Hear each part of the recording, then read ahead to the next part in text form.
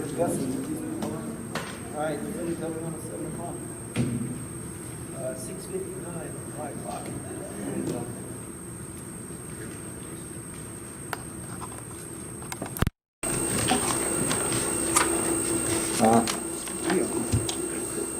Sure. Do they know? Who knows they know what? Must be 7 o'clock now? 7 o'clock. Good evening, ladies and gentlemen. I'm going to reconvene this meeting of the Rappahannock County Planning Commission back to order. And since most of you weren't here on December 16th, like the brave souls who risked their lives to come, I'm going to ask everyone to join me in the Pledge of Allegiance to the flag of our country. I pledge allegiance to the flag of the United States of America and to the republic for which it stands, one nation under God, indivisible, with liberty and justice for all.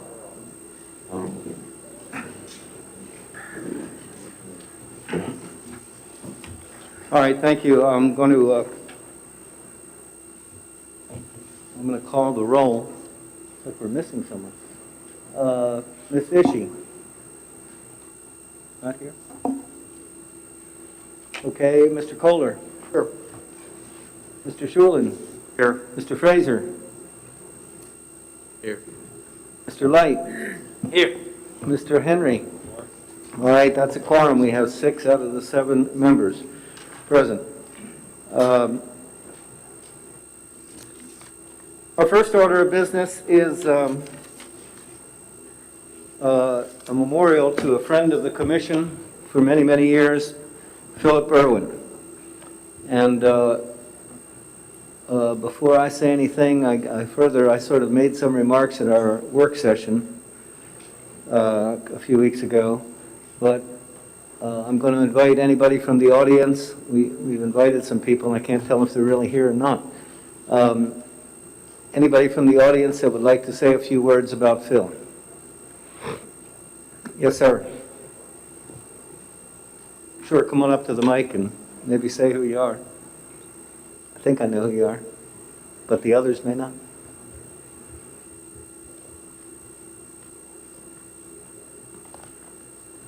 Ron Maxwell, Flint Hill. Hello, y'all. You have to pick up the mic or get a little closer to it. I'll lift it up. I prepared the remarks, just 2 pages. Right glasses here. My wife has the bifocals. I can't deal with those. I need to change them all the time. Can't hear up here either, so we're going to have to either pick that up or... There you go. Okay. These 2 pages I prepared for Phil. I'm here to share a fable with you, which is directly pertinent to the matter at hand. The late Phil Irwin has been fondly remembered and eulogized by nearly everyone here. Though he can't speak tonight, we know what he did say over the years.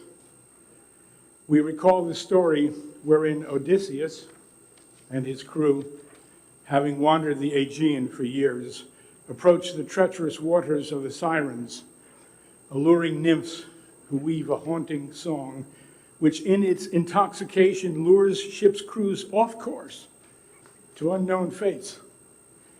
Odysseus knows all will be lost if he succumbs to this sweet, irresistible music, but in his insatiable curiosity yearns to hear it anyway. So he plugs the crew's ears with beeswax, first instructing them to tie him fast to the mast with orders to ignore his fiercest demands and most ferocious entreaties to untie him once in the siren's spell. As the crew rows on, the sirens surround them, singing, "This way, turn your bows this way." But the crew cannot hear them. They row on until, as Homer says, the sirens dropped under the sea rim and their singing dwindled away. His faithful crew stove their oars, removed the wax from their ears, and set Odysseus free. Had he not been tied so securely to his own ship's mast, he knows with conviction he would have followed the siren's call wherever they would have led. Our old pal Phil Irwin listened to it all. For decades, he heard every scheme, plan, proposal, project, and study sung with such decorous, intoxicating, and seductive music by the improvers' siren chorus. The mast he had tied himself to was this place, Rappahannock County. He would not cut the ropes that bound him to its protection. He knew that the siren song could be intense, even irresistible. And over the years, he knew just how insistent and relentless it could be. He knew, our old pal Phil, with the sage of an ancient wanderer, just how special this place is and how easily it can be dashed on the rocks of progress and development. He knew, like Odysseus, when he had finally returned home, that this place was his Ithaca, worthy of his defense.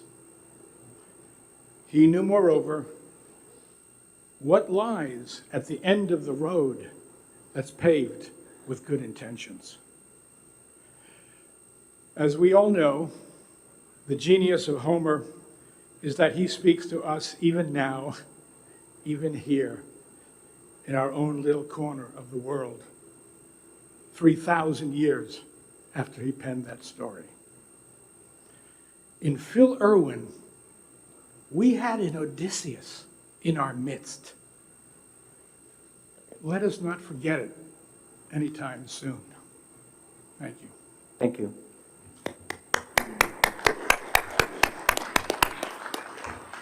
Well, that's a tough act to follow.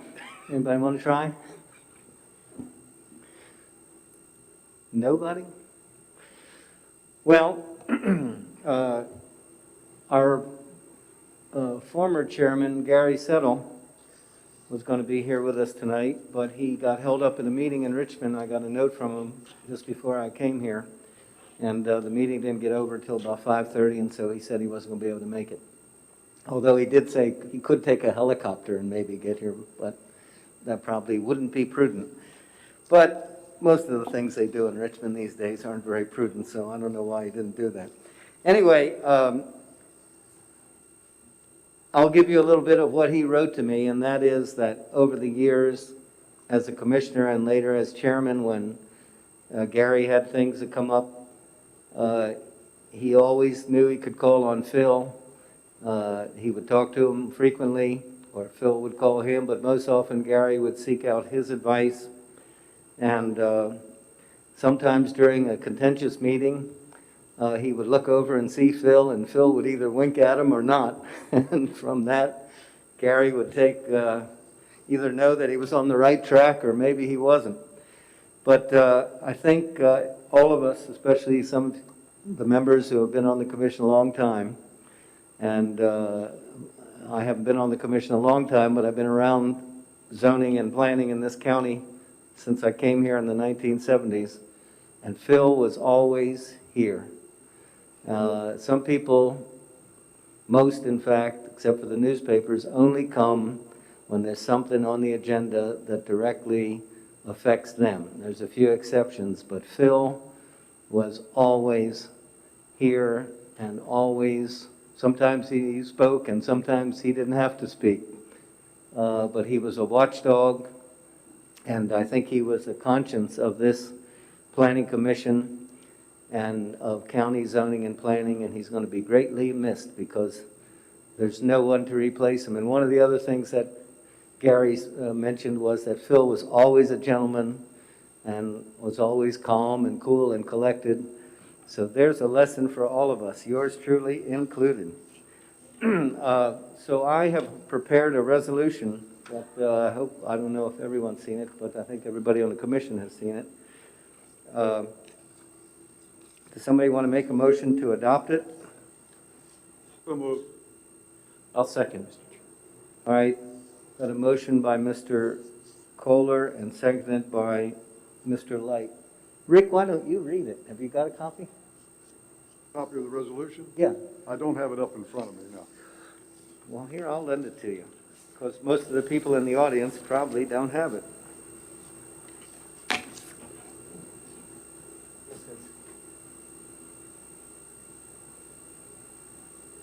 Well, Dave's going to let somebody else talk. That's good. Thank you, sir.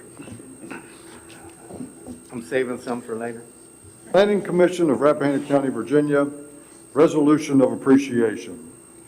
Whereas R. Philip Irwin of Caledonia Farm, Flint Hill, Virginia, departed this life on December 4th, 2020, and whereas Phil Irwin's dedication to and concern for the preservation of Rappahannock County's scenic beauty and was a strong and vocal advocate for sound land use planning in Rappahannock County, and whereas Phil Irwin was a co-founder and member of the Board of Directors of the Rappahannock League for Environmental Protection, and whereas Phil Irwin was a faithful friend to the Planning Commission of Rappahannock County, Virginia, and attended virtually every one of the commission's meetings for decades, during which time he served informally as the conscience of the commission. And whereas the commission wishes to express its appreciation for his timely and prescient advice and undying support for the preservation of Rappahannock County, Virginia. Now, therefore, be it resolved that the Planning Commission of Rappahannock County does hereby express its sincere appreciation and thanks to R. Philip Irwin for his many contributions to the land use planning and zoning in Rappahannock County in general and to the Planning Commission in particular. Be it further resolved that a copy of this resolution be spread across the minutes of the Planning Commission of Rappahannock County, adopted December 29th, 2020. Okay, any further comments or discussion? I'll just say one thing that Phil, very short. I had something more prepared, but I think that resolution says it well enough. Phil's sort of a hero of mine for all the conservation that he did in this county and that he cared so much about. He was on the RLEP. He formed it, was president for 17 years, and stayed on the board ever since until he died. And that's 50 years. And one time I got a call from his son who said, my dad wanted me to call you. He's not going to be able to make it to the meeting tonight. He had quadruple bypass surgery. I said, that's okay. So that's the only meeting I can think of that he ever missed. Anyway, thank you, sir. Thank you, Rick. Anybody else want to say anything? Okay, we've got a motion that's been made and seconded to adopt that resolution. All in favor, say aye. Aye. Opposed? I'm not sure there ain't going to be any. Good, pass it around, let them all sign it while you've got it down there. And then we'll put it in the minutes. All right. Thank you all.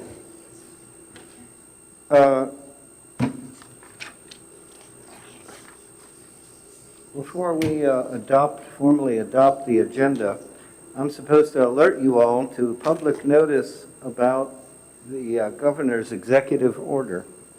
And the school board asked me to make sure that you all were aware of this, and it's posted on the door for anybody that isn't aware of it. I did speak to the school board chairman, and he told me that the school board doesn't require that it be read, and that in fact they haven't read it at any of their meetings. They just make some reference to it and make sure that everybody is aware of it, about wearing of masks and so forth. So, if anyone has any questions about it, I've got a copy here and there's one on the door. Thank you. All right, does anybody want to move the adoption of the agenda? So moved. Okay. So moved. Second, okay. Any discussion or amendments? All right, all in favor, say aye. Aye. All right, opposed, say no. Okay, the agenda is adopted. The minutes of the November 18 meeting. Anybody got any changes, or is there a motion to approve them as circulated? Mr. Chairman, There's a few typos in it. Okay, Mr. Frazier? Mr. Chairman. Oh. There are a few typos. Okay, what are they? Uh, Do you have them handy? One that just jumped out at me. well, one that I would point out is, in reference to one of my comments, it says a way Right. instead of away, and the word is away, it should be a way instead of away. Just the Floor, I have one other comment that's more than a typo, if I could, and I can have this in.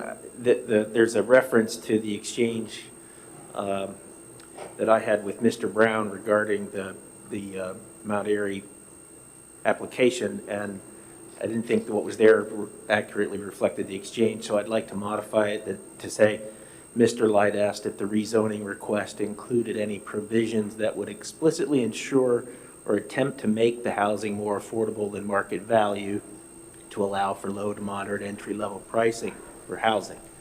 Mr. Brown stated only that the general vision of the applicant was that the housing would supply an affordable segment of the market. I think that more accurately reflects the exchange, and I'd like to submit this. Anybody got any problem with that? All right. Any further amendments or corrections to the minutes? Just a couple of very small typos. I don't know if Mr. Frazier may have caught these Oh, already. you're here. Let the record show that Miss Ishii is now here. Thank you. Sick kitty cat. On the first page, under public hearing, it should be has applied rather than have applied. Say that Catherine Everett, on behalf of Chancellor's Rock, has applied. On the next page, says Miss Ishii asked how they resolved issues with most of the neighbors. I think it should read, Miss Ishii asked if they had resolved the issues with most of the neighbors. On the next page, it says that Miss Ishii stated that she also liked that the neighbors concerned had been addressed. I think it means concerns. That's all I have. Okay, anything else? We have a motion to adopt them as amended. So moved. Second? Okay, Mr. Kohler, second. All in favor, say aye. Aye. Aye. Opposed, say no. The minutes are adopted as amended. All right, that brings us to our next order of business, which is a public hearing on rezoning application RZ-20-10-01 Mount Airy Field Incorporated. Proposal to rezone tax map reference 38-59 from rural residential 5 to residential 2. Ms. Summers, if you would be so kind, why don't you summarize, if you want to say anything more than what that is. Otherwise, we'll let Mr. Brown do it. Well, thank you, Mr. Chairman. Mr. Taylor, on behalf of Mount Airy, has requested a rezoning from RR5 to R2 for tax map number 3859. The purpose of this request is for lots to be created for future development, and it would be for low to moderate income housing for professionals and their families, such as school teachers, police officers, and county employees. The applicant has submitted a proper statement in the proper form as required by the zoning ordinance. VDOT has commented that with the property fronting on Woodward Road, Route 600, it does outlet at 2 different locations and access to Route 211 at 1 location. That could possibly be the access point for several of the lots, and the location meets current guidelines and entrance standards. Without a preliminary drawing to show where the lots may be located, and access from all comments are speculative.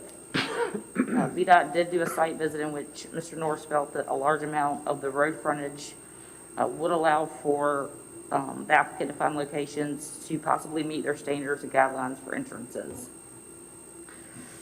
The Rappahannock County Water and Sewer Authority has issued a permit for 1 EDU for a single-family home for connection, and then there was additional letter from that authority that was posted to board docs. If the commission is inclined to approve this request, staff recommends that the commission accept the proffers offered by the applicant. right, thank you. Commissioners, how do you want to proceed? You want to just let the applicant speak and then open the public hearing? Or Mr. Sharp is here from the Water and Sewer Authority, so he has submitted a letter, which I assume everybody has seen, about the WSA capacity, so we could hear from him first and then ask questions, and we'll go. What's your pleasure?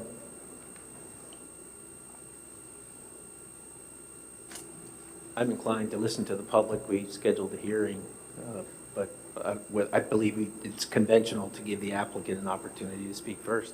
Okay. All right. Mr. Brown, do you want to speak on behalf of the applicant?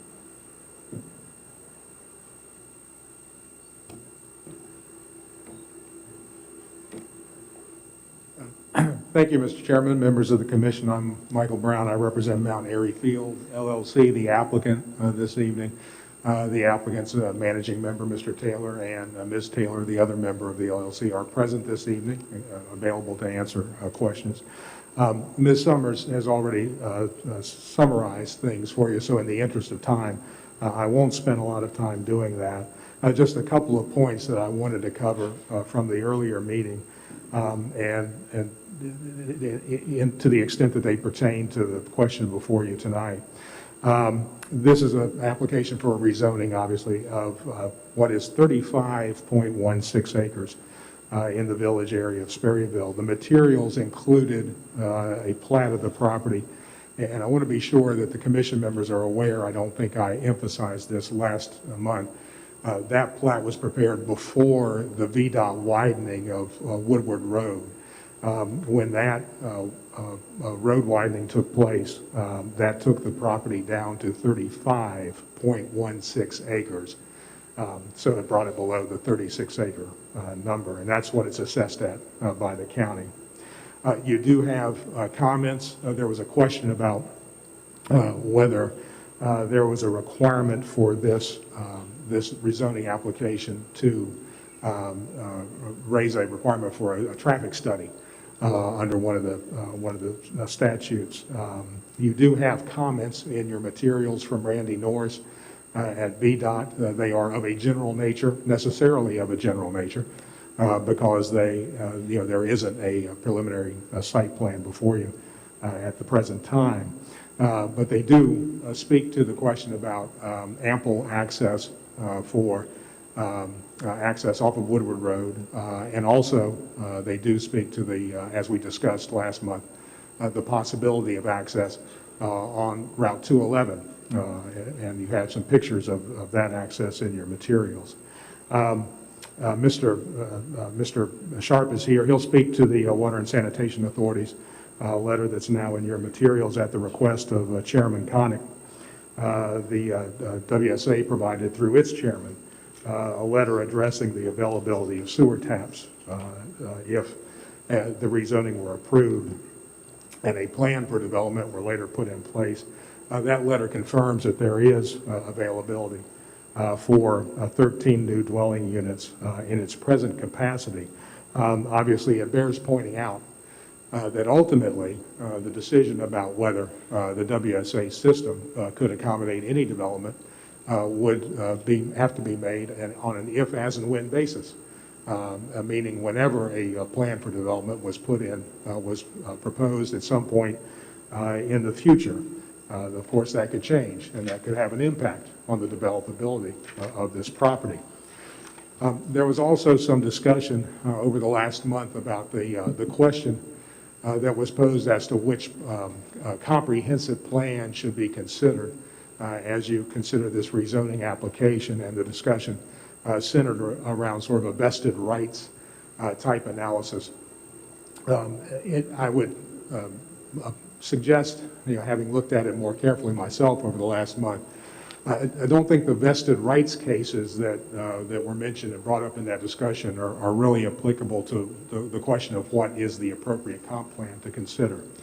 The vested rights cases are really more about a rezoning of a property by a locality. When has a landowner done something or received some affirmative governmental action that entitles them to have to rely on that plan of development, even if the locality later rezones that property. And that's not what we're talking about here. As you look through those cases, it doesn't really speak to this issue of what's the appropriate law for the or the plan in this case for the commission to apply to this application. I would still suggest that it's appropriate for the planning commission members to consider the comp plan that was in place when the application was filed. I cannot cite you a specific case or a statute that explicitly states that. However, even if the commission does want to consider the currently adopted comprehensive plan, we would suggest and urge you to consider that this rezoning application is in fact consistent with the current comp plan provisions. There are a couple of parts of the comp plan, the current comprehensive plan, that I'd like to invite the commission members' attention to. One is in the discussion of residential development, sort of the general outlook for residential development in the county. And our newly adopted comprehensive plan says, when considering areas of future building suitability, as well as public utilities and transportation, low-density residential development continues to be appropriate in the conservation and agricultural areas, while medium-density development should continue to be focused in or around the county's villages. That's exactly what this rezoning would lay the groundwork for at some point in the future, putting that medium-density development right here at the edge of the village of Sperryville, where the current comprehensive plan continues to say it still belongs. The comp plan, our current comp plan, goes on to say, in view of the county's increasing demographic shift towards the elderly and the likelihood that this trend will continue and intensify in the years ahead, consideration should be given towards allowing a broader array of housing opportunities, while holding to the principle that residential development at higher densities should be kept in the village areas. Some opportunities for higher density, perhaps age-restricted housing, seems appropriate for these areas. Again, a direct reference to the fact that under your current comprehensive plan, just recently adopted, you're still targeting the higher density type of development for those areas around the villages. That paragraph from the comp plan also speaks to this broader idea that the applicant has as a possibility for this property in the future. That is providing a more modest and more affordable types of housing. In this case, the paragraph speaks to housing for the elderly. We've also referred to housing for younger professional families, people of that economic level, where buying a larger house on a 25-plus acre parcel is not a good choice for them, depending upon where they are in their lives. Well, having this kind of development, potentially, the idea of it anyway, under the rezoning, potentially approved in this area, directly addresses this need that the comp plan speaks to. There's another element of your current comprehensive plan that I think also makes this rezoning compatible, not incompatible, and that's Principle 4, which is to encourage residential development in designated growth areas and recognize the importance of affordable housing. And the policies expressed in that principle, I won't read them all to you verbatim, but they speak to encouraging residential development within the designated village areas, infill development to be preferred, to allow for the broadest possible range of housing opportunities, styles, configurations, and affordability within the context of a rural agricultural community. Again, rezoning this property and having in place the opportunity at some point down the road for this property to accommodate as many as 13 dwellings is exactly, I submit to you, the kind of action that your comprehensive plan contemplates when you're looking at Principle 4 and those policies. I would like to also speak for a moment about those vested rights cases that I was talking about a minute ago, and that in the context of what I already referred to as what they don't do, which is to provide some legal guidance as to which comp plan to follow. But what is interesting, and something that I had overlooked in my earlier review of them, is what they do, what a couple of those cases stand for, is the idea that somehow other property owners, neighbors or adjoining landowners, have a vested right in the zoning of a property in their vicinity or in their area. And those vested rights cases are clear that that's not the case. There's no vested right in somebody who owns a property near another property to say, hey, I don't want that property rezoned because I have I bought my house and it was zoned that way, and now I have an expectancy that it'll continue to be that way. That's something that those vested rights cases very clearly do speak to.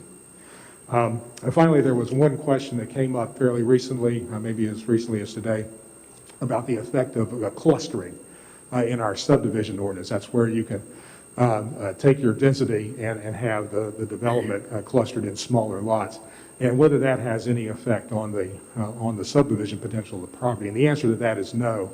You're stuck with the density that you get from the application of section 170-22. That's that county code section that talks about where you lose acreage credit for land that's within the steep slopes and floodplains. And you now have in your materials the analysis that Dan Clark prepared. I imagine most, if not all of you know Dan. You're familiar with him. He's been a surveyor in this county for years. He's done, I can't count how many slope analyses, so he's well qualified to render that opinion. And what that slope analysis brought to the fore, and we had talked around this issue last month, what that slope analysis brought out was that based upon the steep slopes and floodplains reduction in acreage credit for density, the property in its current zoning configuration would be entitled to have 5 dwellings. The property if it rezoned to R2 would be entitled to 13. So you're talking about a potential net increase. Again, this is not considering any of the other factors that would go into a potential subdivision or development. You're talking about at least a hypothetical increase in 8 dwelling rights. The clustering rules in our subdivision ordinance do not change that. So you can't make smaller lots and cluster and somehow increase, and get even more additional lots out of that. You're still stuck with the 13. You may be able to, it may give you some flexibility in how you lay out that property and how you accommodate the other things you'll need, like roads and open spaces and so forth. But you're still stuck with the 13. So I wanted to clarify that. Unless any of the commission members have questions right now, that concludes my comments. Thank you. Thank you, Mr. Brown. Are there any questions for him before he goes? All right, hearing none,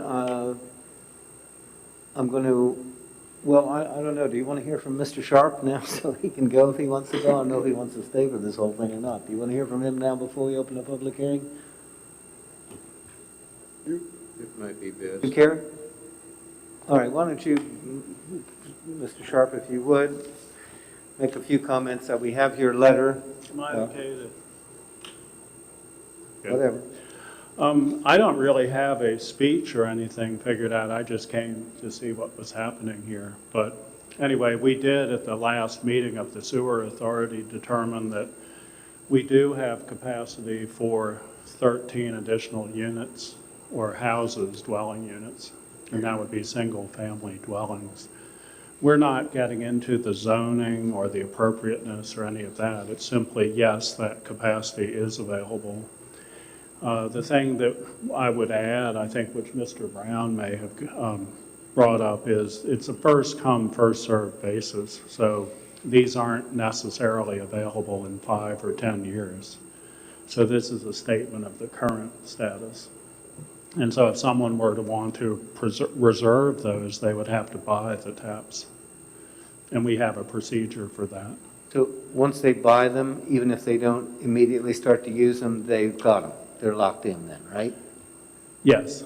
Okay. And they can keep them on a 50% of the user fee to maintain them on an inactive basis. Okay. So that's really the only way to reserve them. And then if we do get new applications, new buildings, and other uses, which we grant from time to time. So while we definitely would have it now, it's not forever. That's basically. Is it any other questions? Yes, Mr. Light, go ahead. I have a few questions, Okay. if I may. Mr. Light was going to... Oh, I'm sorry, I didn't hear that. Sorry. Go ahead. Thank you, Mr. Sharp. Appreciate the information. I guess to me, the question I have, and you're kind of alluding to this sort of opaquely with this idea of first come, first serve, but with respect to the 13, isn't it the case that there are other properties that have by right access or would be compelled to connect to the sewer if they build lots according to their rights? Well, our mandatory connections are for existing buildings. So a new building is not a mandatory connection. So do you have any kind of estimate of the capacity build out for by right properties that are currently within the sewer range?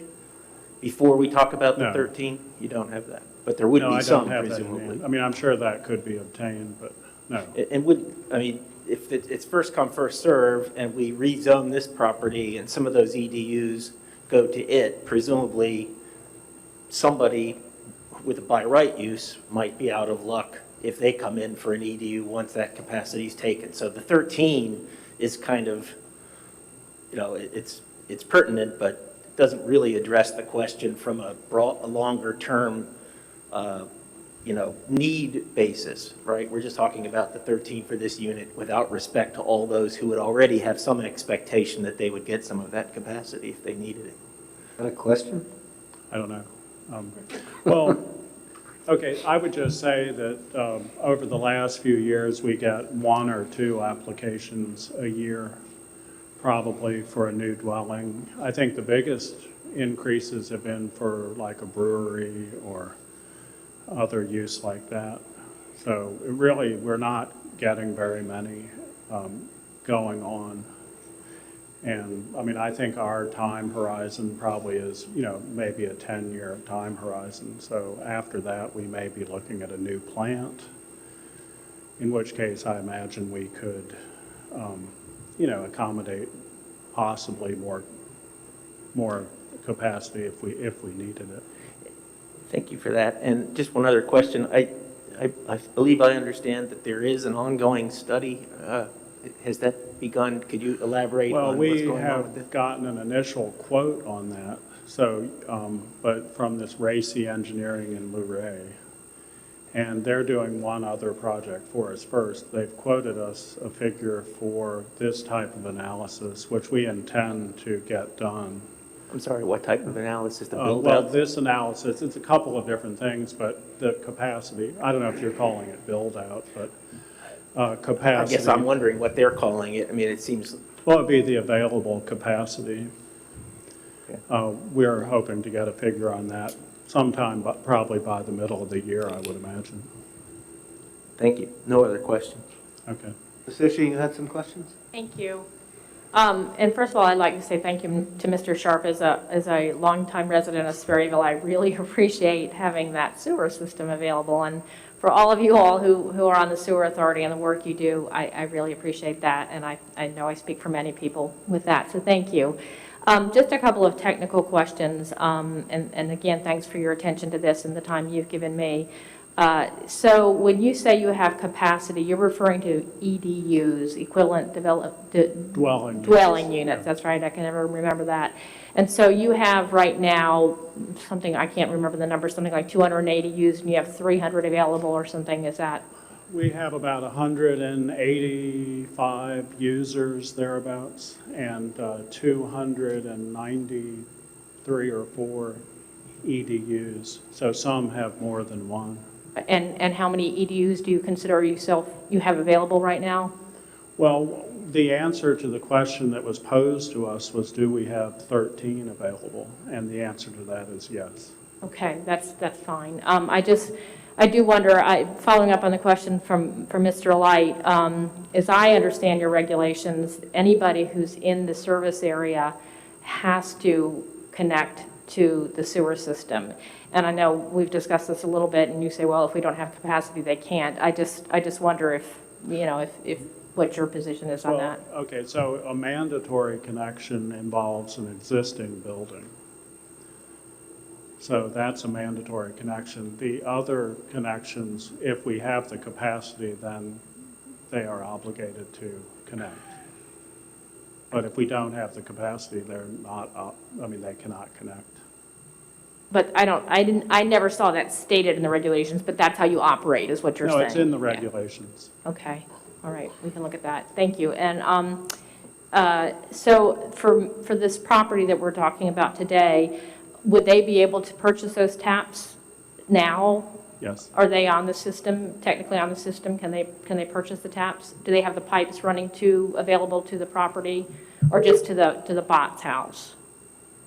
To the what? Which is a bot's house? I may be saying the name of the house wrong. The old property that's there. The Broy house? Broy, sorry, thank you. Well, there's, I feel like we've identified about 3 different routes that they could connect to the sewer system.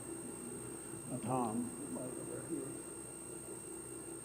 Is that correct? Okay, so there's about 3 different routes. One of them is to Woodward Road, which is the most obvious one. But there's a couple of others. But are they considered on the system now? I'm not sure what you mean. I'm not actually sure what that means either. I just know that some people are on the system and some people aren't. Well, what I'm talking about is a route from the property to a main line. But they would have to construct that. The piping, yes. Okay, I believe, yes. yeah. Thank you. And the pipe that, when you say you have the EDUs available, that means you have these technical equivalent dwelling units. Are we, and I even hate to ask this question because I know we're struggling with it, but in terms of meeting our standards for keeping our not overflowing beyond what we're supposed to, are there days that we are out of compliance, probably due to infiltration of stormwater? Well, there are days that we exceed the gallons per day, yes. And so we're technically out of compliance with the amount that we're putting into the river and or the speed. Careful, Alex, may want to take the Fifth Amendment on Yeah, I'm not going to pursue that. I'll just say that. You're okay. I can actually answer that to some extent. Most, if not all, systems in the state and other areas have infiltration issues. Sperryville is at a high groundwater level. So when we have a rain event, a fair amount of water does come in. Some of it may come in from roofs. Some of it may come in from sump pumps. But a certain amount comes in through, probably into the septic tanks, which are not pressurized. And so it's groundwater that comes in. And so the volume does spike, but that's on, like the most recent rain event was a pretty dramatic one, actually. It didn't seem that way, but. So yes, that does happen, but you're talking about a huge flow for a day or two. Okay, thank you. And one last question is the pipe that comes down from that area of 211 where the property is located. Do you know how big that pipe is? Well, that main pipe? Well, it's bigger than the one on Woodward Road. The one on Woodward Road, I believe, is 1.5 inches pipe, which I actually looked that up. I kind of eyeballed it, but I looked it up in a chart, and 1.5 inch pipe at gravity flow, which is not pressurized, can handle 2,100 gallons per hour. So How many gallons are in a toilet flush, for example? Well, some are a lot less than that, for sure. 2,100 gallons? Yeah. Yeah, I hope so. But it's about 2 or 3, right? Yeah, so it could be about, well, if that's how you want to look at it. But it's so that would be about 48,000 gallons a day in 1.5 inch pipe. So one of the things that may be a misconception is this is not toilet paper and solids coming through these pipes. It is just clear water. Because each of the connections, with the exception maybe of 1 or 2, has a septic tank, which separates the solids out.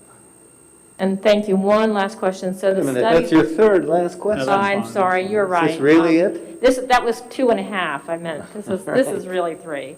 So the study that you're going to do, that you expect to have back sometime in the next year, is going to look at some of these capacity issues and some of the problems with overflow and give you advice on that. Is that right? Yeah, I don't know if overflow is the right word, but yes, infiltration. And, I mean, there are a number of ways to handle that, but it would be nice, ideally, to find the source of the infiltration.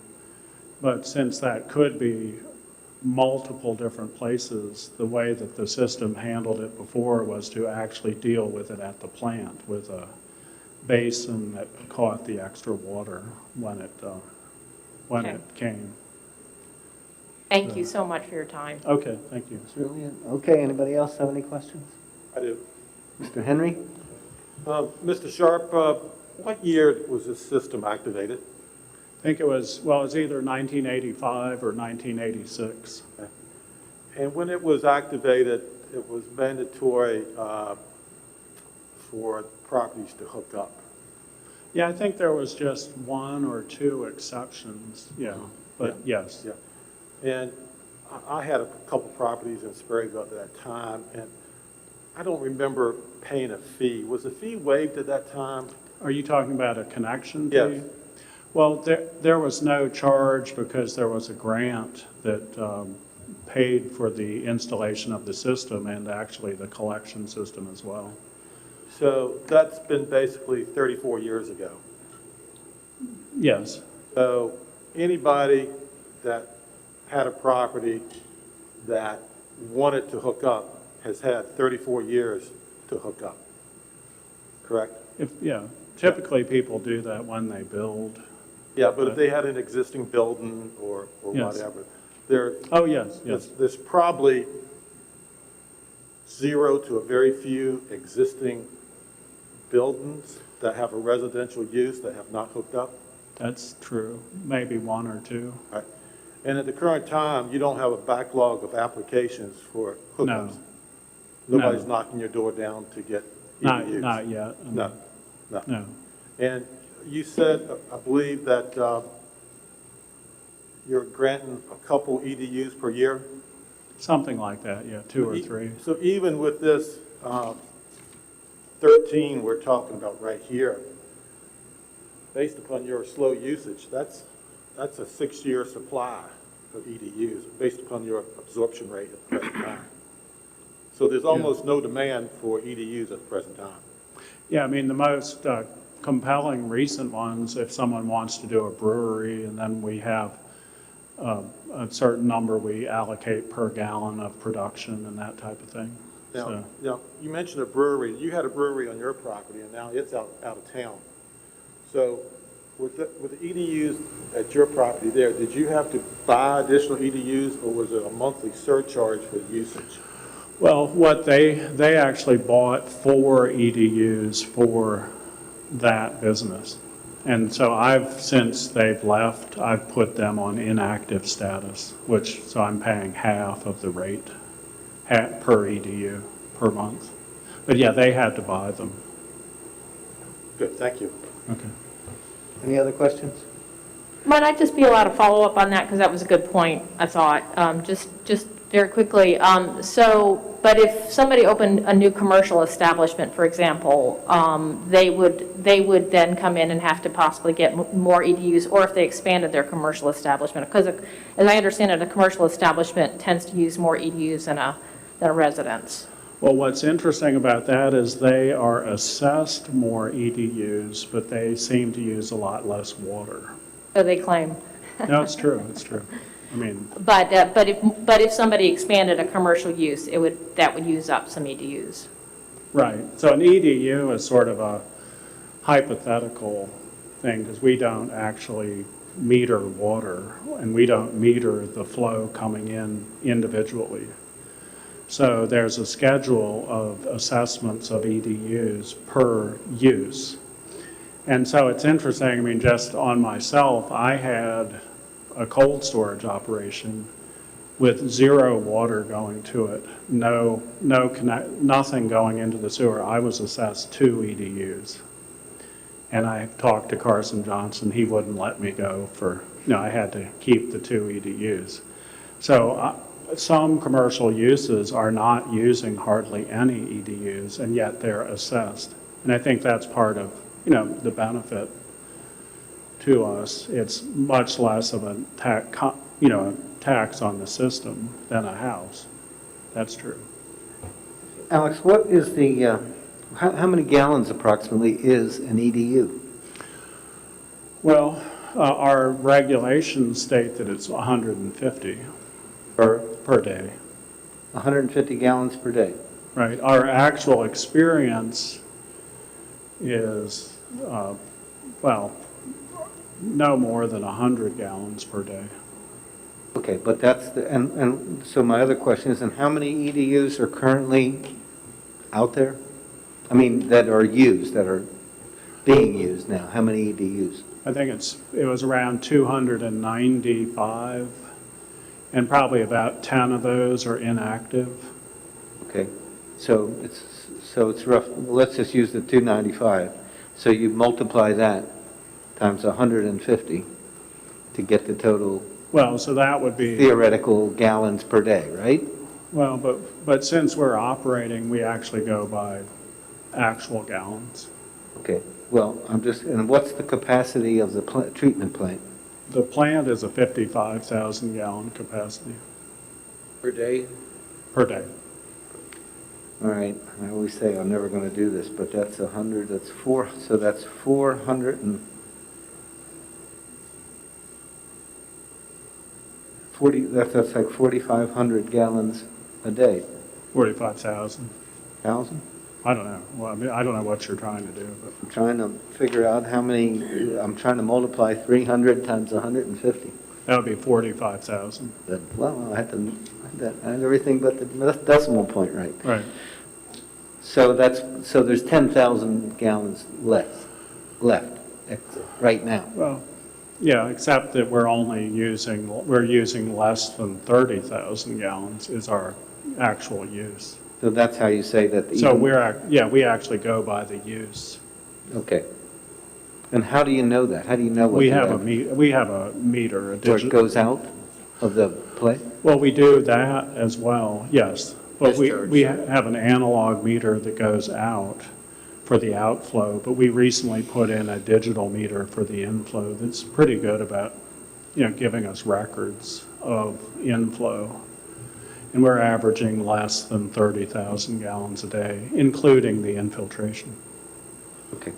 So, if I could, just to summarize my thoughts here, if you're designed for 55,000 gallons a day, but you're running about 30,000, you're talking about 290 potential EDUs, but the simple math looks like you could have 366 as max build out, so you have a built-in safety factor of about operating at about 0.80%. Well, I could see where you would say that. I might say that too, but I'm not really speaking for the authority if I said that. Well, I just I don't know. I mean, looked at the numbers. They may not we'll- really mean anything, but that's what they look like.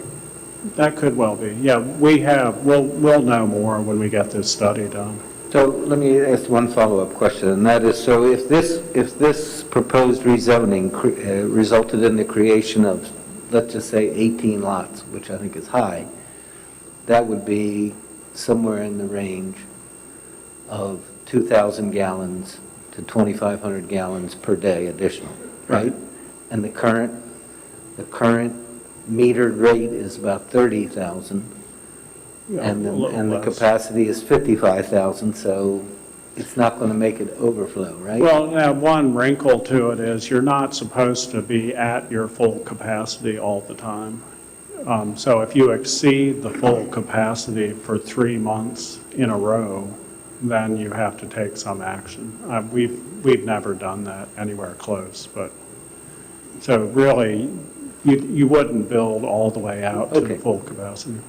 And what's the suggested like a percentage of capacity that you should be using, 80% or what Well, I don't reserves? know. I'm not sure. I think you don't want to go above 95%, Oh, okay.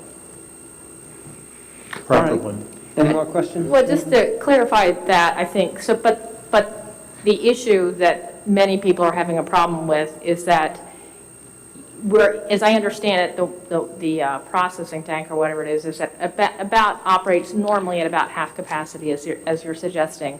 But the problem is during heavy rainfalls, because we're getting stormwater infiltration that we wish we weren't getting, we exceed that capacity. And that's the problem on not every day, but on heavy rainfall days, we're exceeding our capacity even with our current usage. Am I understanding that? In a day, yes. Thank you. How many days a year does that happen? Approximately, obviously. Well, in a big rain event, I mean, I would just be guessing, but I'd say 10 or 12, maybe, Days? days. Uh-huh. Okay. Have you been able to identify groundwater infiltration from new construction, from new? Typically, it would be significantly less, partly because the pipelines running from the house to the septic tank are PVC mostly now. The older ones, they use a lot of terracotta pipe, which is, it's not an integral unit.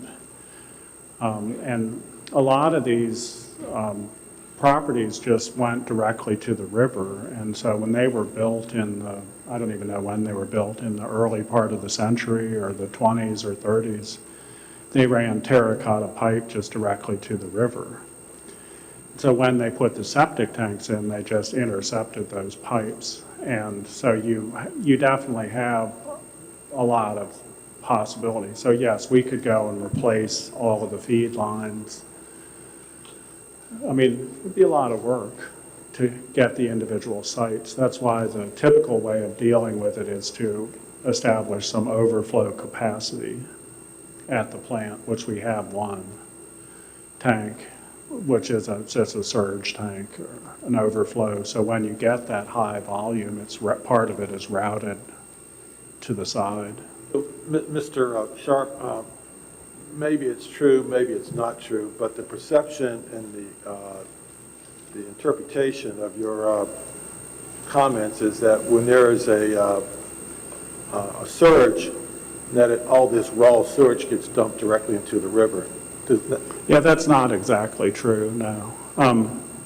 It's contained in another tank and Well, but we do not have the capacity to contain it all now. So, but that's just the way these systems operate. As I recall, Mr. Sharp, when it surges, basically the water is coming into the tank. It's just that the tank can't hold it all as easily as it can on a normal day, and so it's pumping the water out before it's treated as much as it would be on a normal day. Well, I'm not sure that pumping is the right word. Well, it flows through yeah. at a faster rate and doesn't get treated as much as That it would could on a be, regular time. Of course, then there's a lot of it is rainwater. Most of it, the vast majority of it is rainwater. And your river is way up. So the gallons going through the river is probably, 10 or 20 times what it is in a non-rain event. So, I don't know. It's a lot of factors involved. So, Okay. Thank you very much, Mr. Sharp, for coming. thank you. It was very helpful and informative. Mr. Connick, we have a large number of people here. Could we limit the discussion to 45 minutes per person tonight? Well, I think everybody but Diane and Bruce would have to be limited. So, well, let's open the public hearing now. And folks, we've got a lot of people here, and let's try to keep your comments 3 to 5 minutes. I said 45 minutes. I know what you said, but I didn't think you were serious. With that mask on, I couldn't tell. All right, the public hearing is now open. So Anybody that would like to speak to this, would you please come forward and step up to the microphone, state your name so that the secretary can get it, and you also your district that you live in. Yes, sir.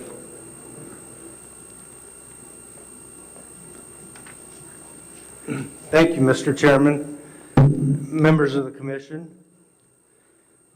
My name is Paul Gall. I live near Castleton in the Stonewall Hawthorne district. My wife Beth and I are relative newcomers to Rappahannock County. We've only been here 35 years. Beth taught in the Rappahannock County school system for 26 years, and we have 2 daughters that attended Rappahannock K through 12. I'm here to offer support of the proposed rezoning of the Mount Airy Field tract from Rural Residential 5 to Rural Residential 2. Simply put, in my opinion, this rezoning request is wholly consistent with Principle 4 of the Comprehensive Plan. Encourage residential development in designated growth areas and recognize the importance of affordable housing. The first part of that statement has been in the Comprehensive Plan since at least 2004. I fully realize approval of this request will not necessarily result in more residential development than disapproval will, but it obviously facilitates the potential for such. The heading of the land use article in the December 3rd edition of the Rappahannock News offered the hypothetical question, must we grow? It is my contention that we cannot stop growth. Change is inevitable. How many of you remember life before the Quickie Mart? Who remembers Mr. O'Bannon's Sperryville Emporium? Or how many of you have enjoyed a colossal steak sub with onion rings at the Appetite Repair Shop in Sperryville? A lot has changed in that building. And for those of you that think that the recent Rappahannock County landfill refuse recycling restructuring that Mr. Curry so skillfully led us through was a headache, you should have been here when the county had a below-ground dumpster site in Scrabble. The challenge for us as citizens of Rappahannock County is to manage the change so as not to jeopardize our culture, our environment, and all the aspects of what we value most about our community. Hence, we have the comprehensive plan. But it's meaningless if we don't follow it and simply allow our decision-making to be guided by personal bias. In spite of the possibility that there are those who would allegedly like to see Rappahannock County evolve into a wealthy retirement community, it's typically accepted that the overall health and future of a community depends on how well it supports and nurtures its youth. We're already feeling the pain of an inadequate supply of volunteers for our fire and emergency services organizations. In any county, the school system is the heart of the community. Our school population seems to be declining to the extent that there have been whispers questioning its long-term survivability. What a sad and disgraceful day it would be if we ever decided to close the school system and ship our kids to adjoining counties because we failed our youth. Principle 4 of the Comprehensive Plan is one of the guidelines that exists and has existed for a number of years to preclude such an irreversible trend. Encourage residential development in designated growth areas and recognize the importance of affordable housing. Approval of this rezoning request is the right thing to do. Thank you very much. Thank you. All right, who would like to be next? Yes, ma'am.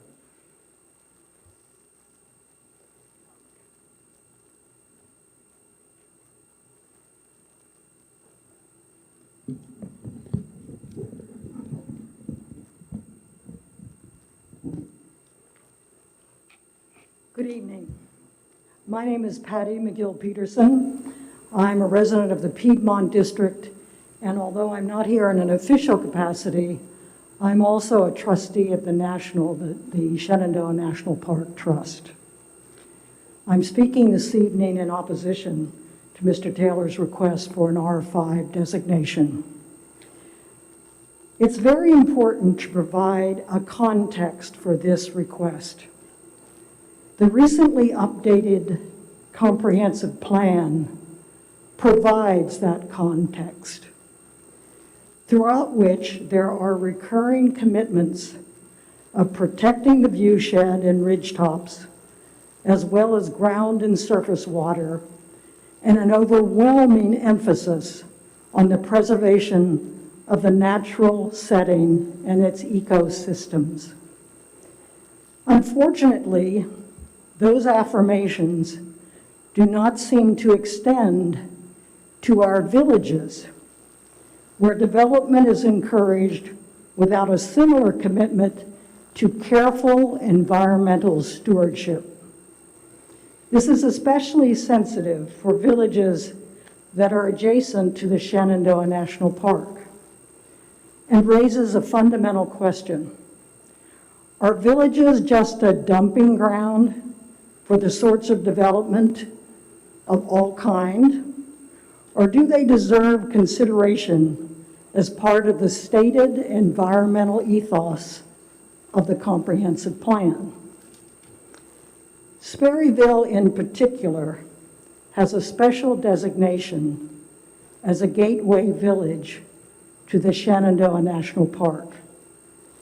We share ecosystems, trailheads, waterways, and many visitors who come to the park via our county and spend their money at our B&Bs, our restaurants, our fruit orchards, our vineyards, and all kinds of other businesses on their way to and from the park.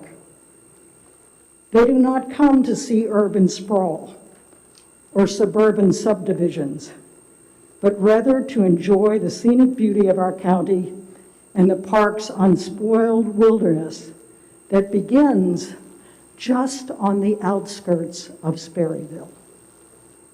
Sperryville has not just an environmental stake, but also an enormous economic stake in preserving and protecting what all these tourists desire to see and to experience. But unlike Washington, Virginia, it has no local government to plan carefully for future development. Instead of a carefully considered plan to steward Sperryville as a gateway community to the park, it is left to the mercy of a case-by-case, ad hoc approach to protecting its environmental assets, which are so vitally important to its economy. Mr. Taylor's request to increase density levels raises a host of unanswered questions regarding impact on the viewshed, groundwater, erosion and runoff into the Thornton River, and the need for riparian buffers, among others. Surely, given the comprehensive plan's extraordinary environmental commitments, there is more to consider here than merely the availability of a sewer system.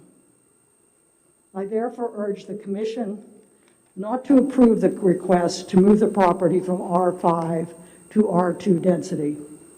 Spot zoning should not override the need for Sperryville to work with the Commission to develop a plan for its status as a gateway community to a distinguished and much-loved national park, and in doing so, aligning its future growth to the plan's proclamation that all goals, principles, and policies will reflect its commitment to being a scenic county.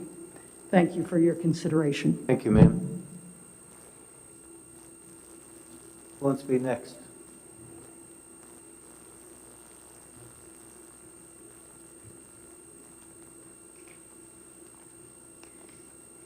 Hello, everyone. Thanks for your service. I appreciate that very much. Good evening. I'm Jan Makala, Jackson District. As full disclosure, Tom and Cheryl Taylor and I have worked together for a number of years on various rentals and sales. Through the years, I've watched us chase our tails around the issue of workforce housing and higher density building around villages in Rappahannock. The comprehensive plan has always seemed to support the concept of highest density around villages. We know that we need workforce housing for teachers, plumbers, electricians, carpenters, and so on. We've talked about that for a long time. Each time the subject has arisen, it has quietly been swept under a rug. Still, the need exists, and will more so in the future as we hire fire and rescue personnel. We also need some smaller lots closer to villages with amenities, shopping, community, restaurants for our aging population. Older folks who want to stay in Rappahannock but can no longer maintain their larger, more secluded parcels.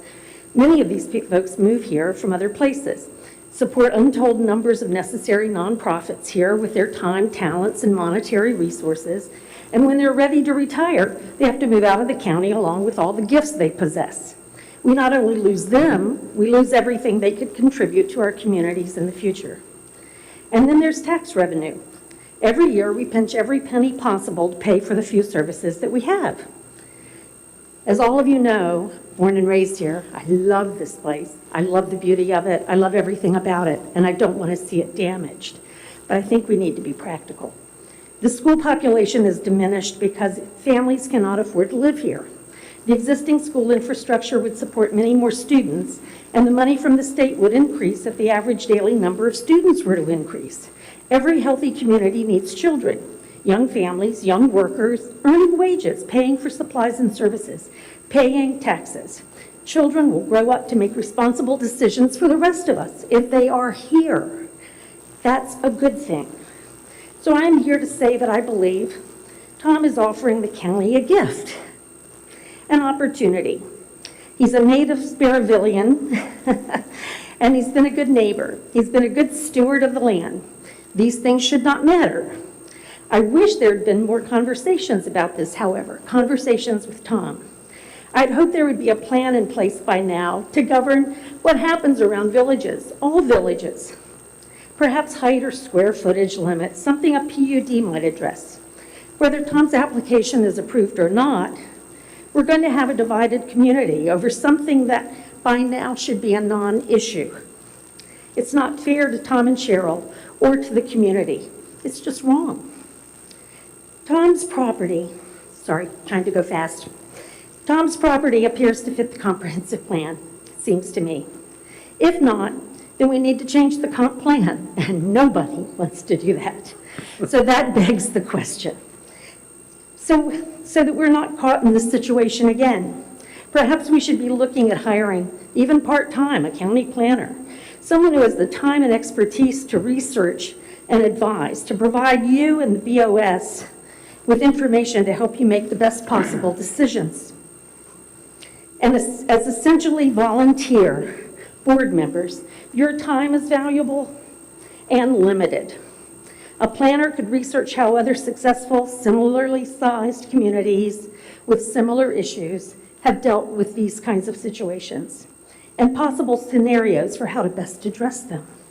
I would like to see us start that conversation. Thank you for your time. Thank you very much. Who's next? Yes. Ladies first.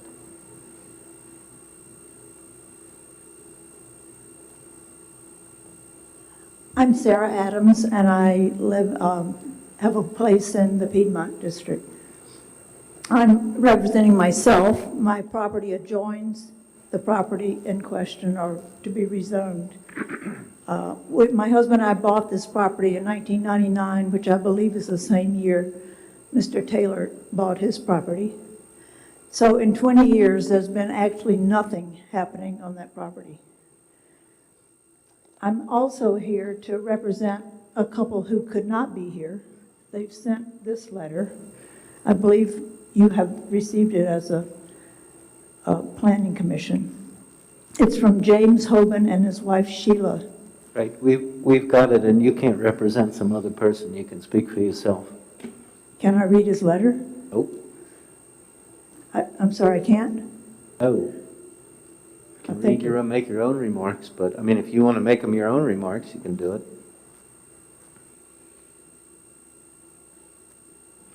All right, who's next?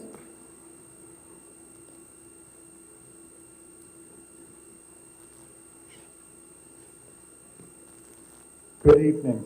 I'm Bob Trafton with the Piedmont District. Can you lift up the mic a little bit? I don't think everybody can hear you. Maybe the thing How's on that better? the thing in the middle there, unscrew it and pull it up.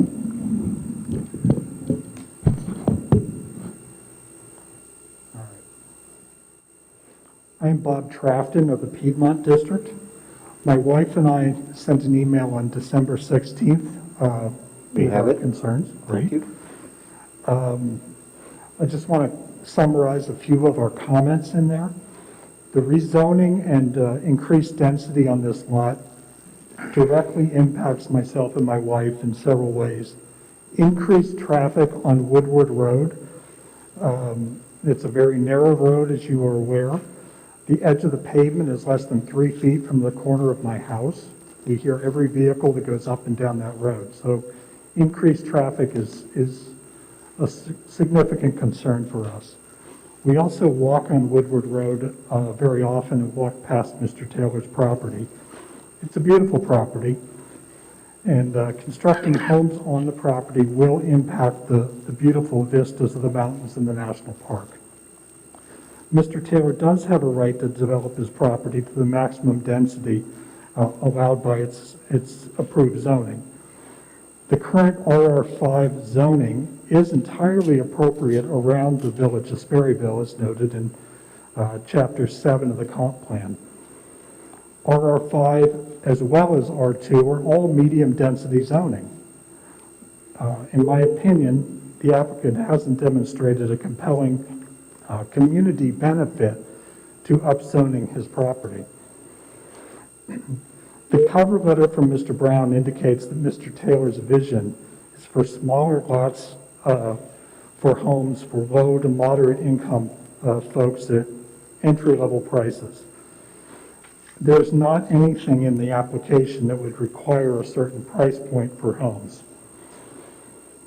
At the November 18th meeting, there was a conversation with Mr. Henry when you were questioning Mr. Taylor, commenting that the value of a smaller lot costs less, would make the house more affordable. I agree. But smaller lots, based on the numbers that Mr. Henry was throwing out on the value of the land, smaller lots would make the value of the property about 30% higher. And Mr. Taylor in response said, and I'm paraphrasing, said that even with 2-acre lots, the home affordability will still be fairly expensive for a regular person. The comp plan also provides a vision of how the development should be addressed in the county. The increased zoning runs counter to 8 of the 10 goals and 7 of the 10 principles in the comprehensive plan listed in Chapter 6. I will close with the request that you please decline this rezoning request, as the site is already zoned in a median density 5-acre lots, and there is not a community need to increase the density of this land. Thank you. Thank you. Thank you for your letter. It was a really good job. Who wants to be next?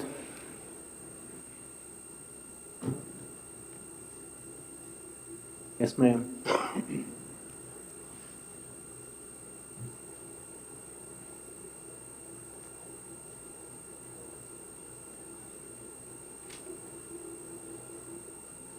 Thank you. My name is Sally Haynes, and I'm from the Piedmont District. This rezoning application has been based on 2 things: to meet a need for affordable housing and proximity to sewer. I'll address each, but first and foremost, a remark on what's gone unmentioned by the Commission so far, and that's the overriding premise of the comprehensive plan to protect the county's rural character and pristine views. Let's not lose sight of that goal. Mr. Henry remarked that this is probably the most valuable residential property in the county by far. I ask you, How can the commission even contemplate a casual approach to the county's most precious piece of residential property? And how is it possible that the effect on the viewshed and the community seem not to be of interest? One of the county's most treasured views happens to be where this property is located. Rezoning such valuable property with no planned concept, no timeline for development, and proffers so minimal that they may as well not exist is not good planning. It is the equivalent of giving someone a blank check with nothing in exchange. Future development of the property provides an exceptional opportunity to create a legacy for Sperryville. Why would we forego this opportunity? Why would we double allowed density with no gain for the community? And why rezone for something the landowner says may not happen for half a century? Do we really want to tie our children and our grandchildren's hands in this way? Should the applicant or a future owner approach with a specific plan for development, there might be a rationale for increased density that actually stands up under scrutiny.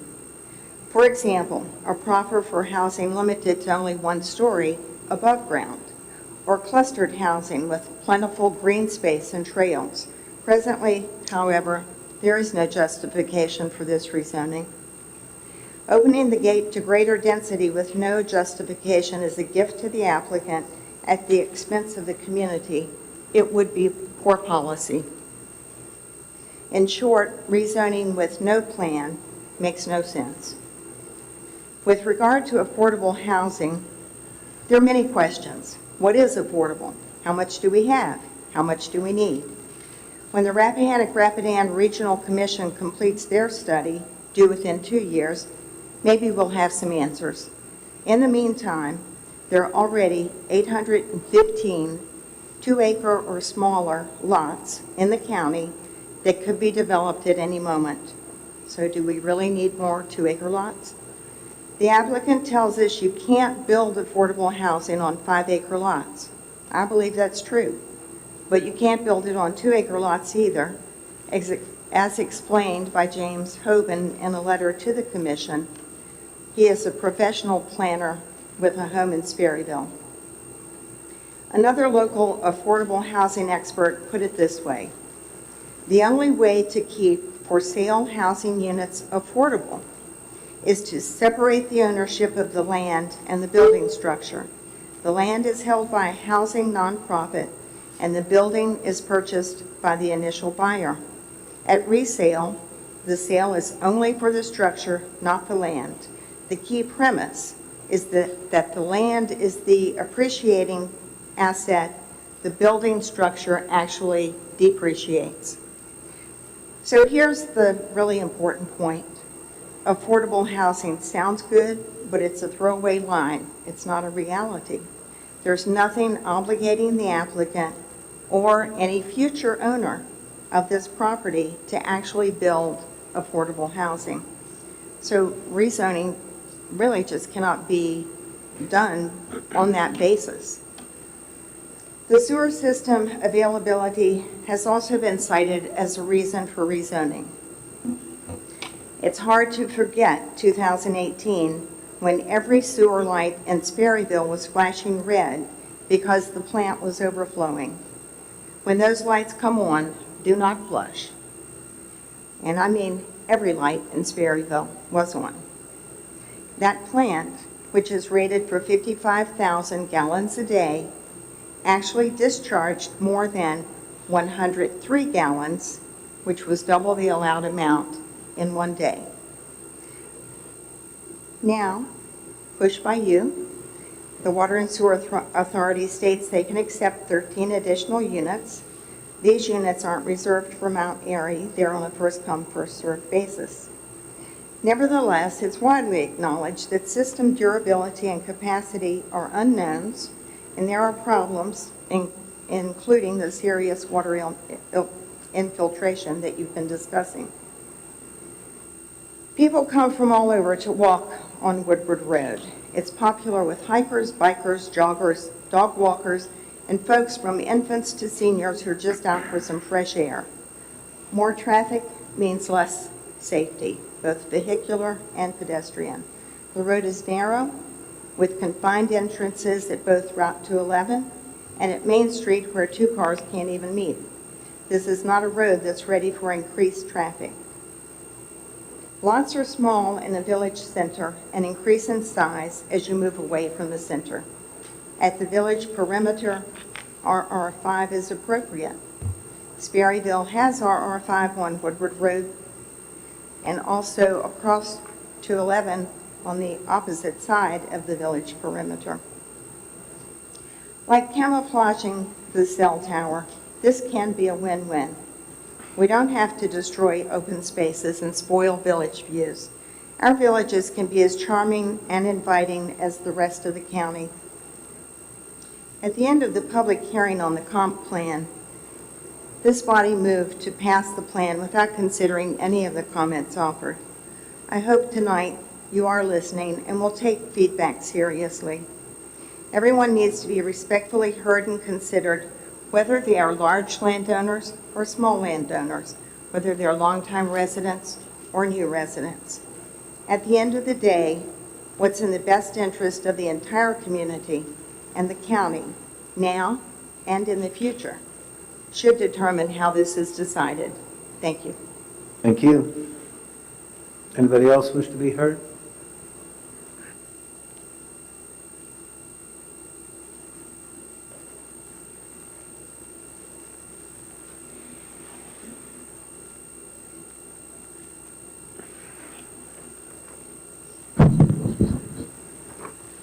My name is Leslie Arnold, and I'm from the Piedmont district. I wrote to you recently to present my opposition to the application to rezone Mount Airy Fields from RR5 to RR2.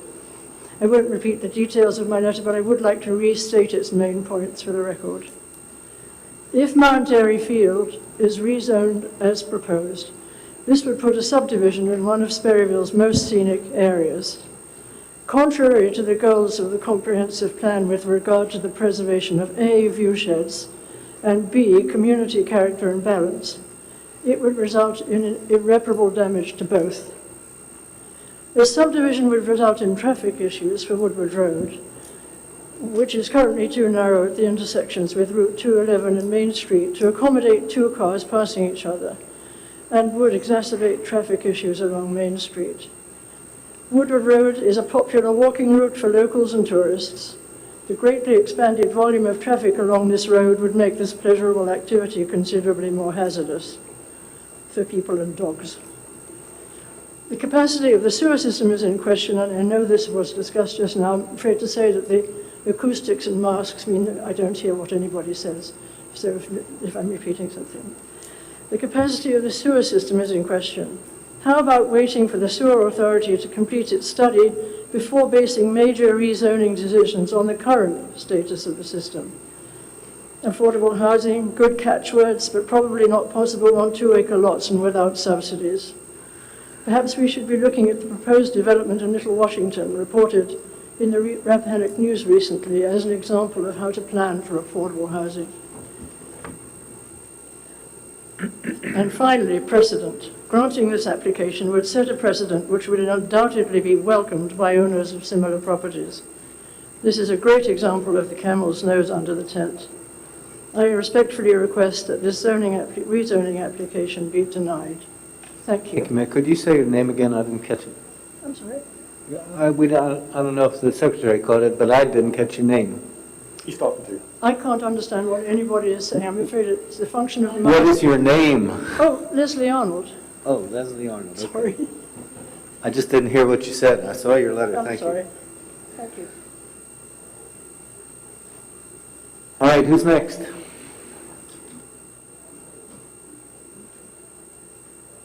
Diane Bruce going to be last. Yes, sir. This is Robin Gay, Piedmont District. I live at 1023 Woodward Road, and I use that term loosely. I refer to it as Woodward Lane. And the reason I refer to it as Woodward Lane is because of a conversation I had with Pete Estes years ago. I called it a road, and he corrected me. He said, "Sir, you do not live on a road, you live on a lane. That is much too narrow to be considered a lane, considered a road." I'm sorry. My home was built in the 1790s. That and the rest of Sperryville, when it was laid out, the mode of transportation was horse and buggies. Homes were built close to the road, and the lanes in Sperryville were laid out accordingly for the needs of the time. I have lived there for over 30 years and have watched traffic increase on Main Street and on Woodward Lane. I changed my notes here. Because my house is so close to the road, 9.5 feet, I fear one day to have someone crash through the door and into my living room. I am deeply concerned about the impact of traffic that this housing development will bear on my home and on the traffic impact in the daily life in Sperryville. How will this traffic impact tourism? Will the tourists be able to safely stroll our village? Roughly 13 new homes with 2 cars each will give us 26 more cars to come hurling down Woodward Road, which is incredibly narrow. I will concede in front of Mr. Taylor's, it's quite wide, but on each end of Woodward Road, it is extremely narrow. And in fact, when 2 cars meet, it is difficult to pass. And in fact, when I walk my dogs, it is difficult to pass. I have repeatedly witnessed traffic backing up on the intersection of Woodward Lane and Main Street. And usually it is because it is difficult for cars to turn into that lane. And I have lost a page.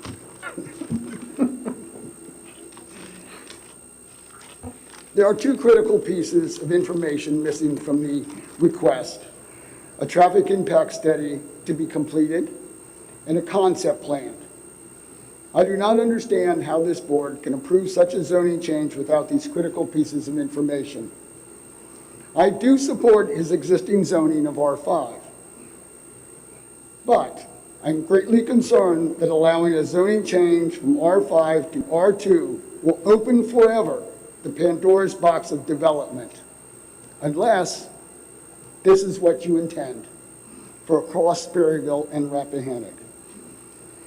I do not want to see this move that brings subdivision and development to Sperryville. Thank you. Thank you.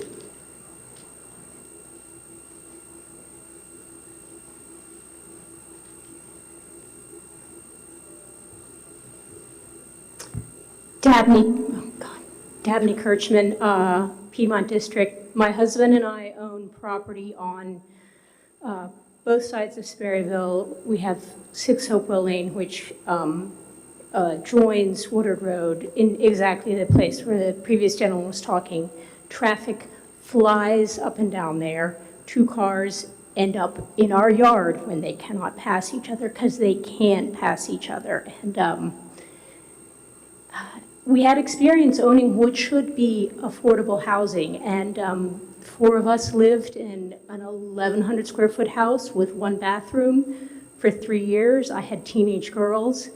It was affordable, but it was tiny. And when we went to sell it, guess who wanted to buy it? Not families. There were not any local families who wanted our tiny little affordable house. I'm very skeptical of the idea that you'll be able to find local families who want 2-acre houses that are new, because we had lots of people who wanted to make money off of our property when we sold it and turn it into an Airbnb, and we considered it, but we did ultimately rent it. Anyway, my family objects to this rezoning. I think 1 house per 5 acre is plenty, and I'd be devastated even at that. Frankly, it's a beautiful, beautiful drive, and a 5-house development is not going to look much better than a 13-house development. But I really don't want to see a 13-house development there, and I don't want any more traffic. Again, cars fly down that road, and it's really only one lane. Thank you. Thank you. Anyone else wish to speak? Going once. Diane Bruce. So start the 45-minute clock. It's 8:30, you have to finish up by 9:15. Thank you, David. You're welcome. It's my Christmas present. You've never given me a Christmas present. I'm Diane Bruce in Piedmont District. We have an application that will impact viewshed, sewer, traffic, water, groundwater, and that also calls for affordable housing.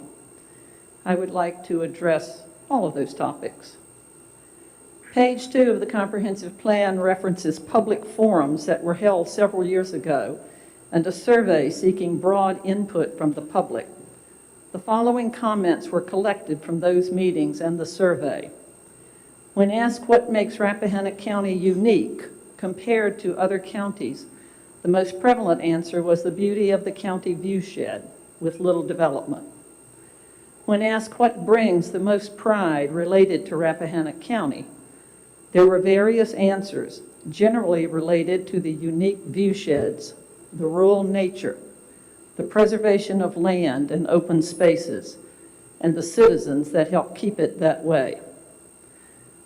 These comments are word for word from page 2 of the comprehensive plan. The viewshed is the most repeated goal in the comprehensive plan. The Board of Supervisors spent nearly $20,000 of taxpayers' money to paint the cell tower that stood in this particular viewshed. So the board must truly appreciate viewsheds also. As to the sewer, a significant issue has been made of the fact that Sperryville has a sewer system, and that is where development should take place. In fact, very little of this land is in the service district of the sewer system. Not only that, the 35-year-old sewer system was built to fix a problem, not for development.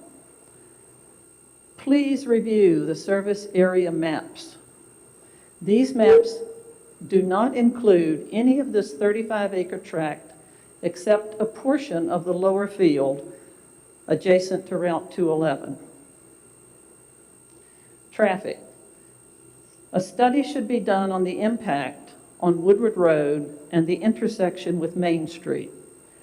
But VDOT says it is difficult to prepare a review without a concept plan. As far as I know, there are no concept plans. As has been alluded to earlier tonight, two cars cannot meet at the intersection. Widening of the road would take away from yards on both sides of Woodward Road.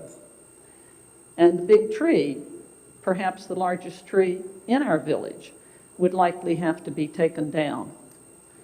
All of this is a negative effect on the current landowners. An email from the Virginia Department of Transportation cannot determine if access from 211 will be permitted and expressed concerns about access from Route 600. As to affordable housing, true affordable housing is not so simple as Sally just explained when she read to you. The only way to keep for sale housing units affordable after the initial sale is to separate the ownership of the land and the building structure. The land is then held by a housing nonprofit, often a community land trust, and the building is purchased by the initial buyer. At resale, the sale is only for the structure, not the land. Our own comprehensive plan says, and I quote, "Taking into account the current and future needs of residents of Rappahannock County, including the existing housing stock and the provisions of the current zoning and subdivision ordinances relative to family apartments and exceptions for family subdivisions, as well as the current and future needs. There is no additional specific areas or measures required for affordable housing. That is word for word from our comprehensive plan. Groundwater. Regarding groundwater, and I quote the comprehensive plan, a great deal of concern exists both to protect the quality of our water resources and to analyze in some detail the quantity of water available to support a growing population. To that end, many efforts have been undertaken, including a well water testing program, a water pollution potential study, and an ongoing study of groundwater resources in the Sperryville area. The county recently underwent a 5-year review. The findings demonstrate both the increasing frequency and severity of drought conditions. The executive summary reads as follows, quote, "Many of these drought events have been accompanied by periods of unusually hot weather, which, in combination with what seems to be an increasing thunderstorm events, as opposed to gentler rains, have exacerbated their effect on the water supply and stream flow. The combination of all of these elements has led to serious concerns as to whether the water supply will in fact continue to meet the county's needs." Precedents. I feel you will be setting a dreadful precedent if you decide to rezone from 5 acres to 2 acre zoning, or 1 acre zoning for that matter. Please pay a particular attention to the Amosville area. That is where we are likely to see our earliest growth, and we may be setting ourselves up for unimaginable growth if we start upzoning to 2 acres. This action is precedent for setting for all villages to zoning to R2. Sperryville is sitting on a bowl, hills almost all the way around us, very desirable to developers. Do we want to be sitting in the bottom of the bowl, looking up at rows of townhouses or hotels or resorts or casinos or RV campgrounds? I urge you to consider damages to the viewshed, traffic congestion, possible significant sewer costs, water studies, groundwater issues, and to put less emphasis on affordable housing, which even our own comprehensive plan says, and I quote, "There are no additional specific areas or measures required for affordable housing," end quote. And by the way, are you knowledgeable about the variety of legislation currently on the tables at the Virginia General Assembly in Richmond? There are a number of housing bills before the General Assembly. Things could change soon. We need to have these proposed changes researched to learn how they may affect our future zoning and what we may do today. Please do not take action on this application, but continue to work with the applicant to satisfy some of these questions before forwarding to the Board of Supervisors. If you feel you must forward to the supervisors, please forward with a recommendation for denial. Thank you. Thank you, Diane. Anybody else?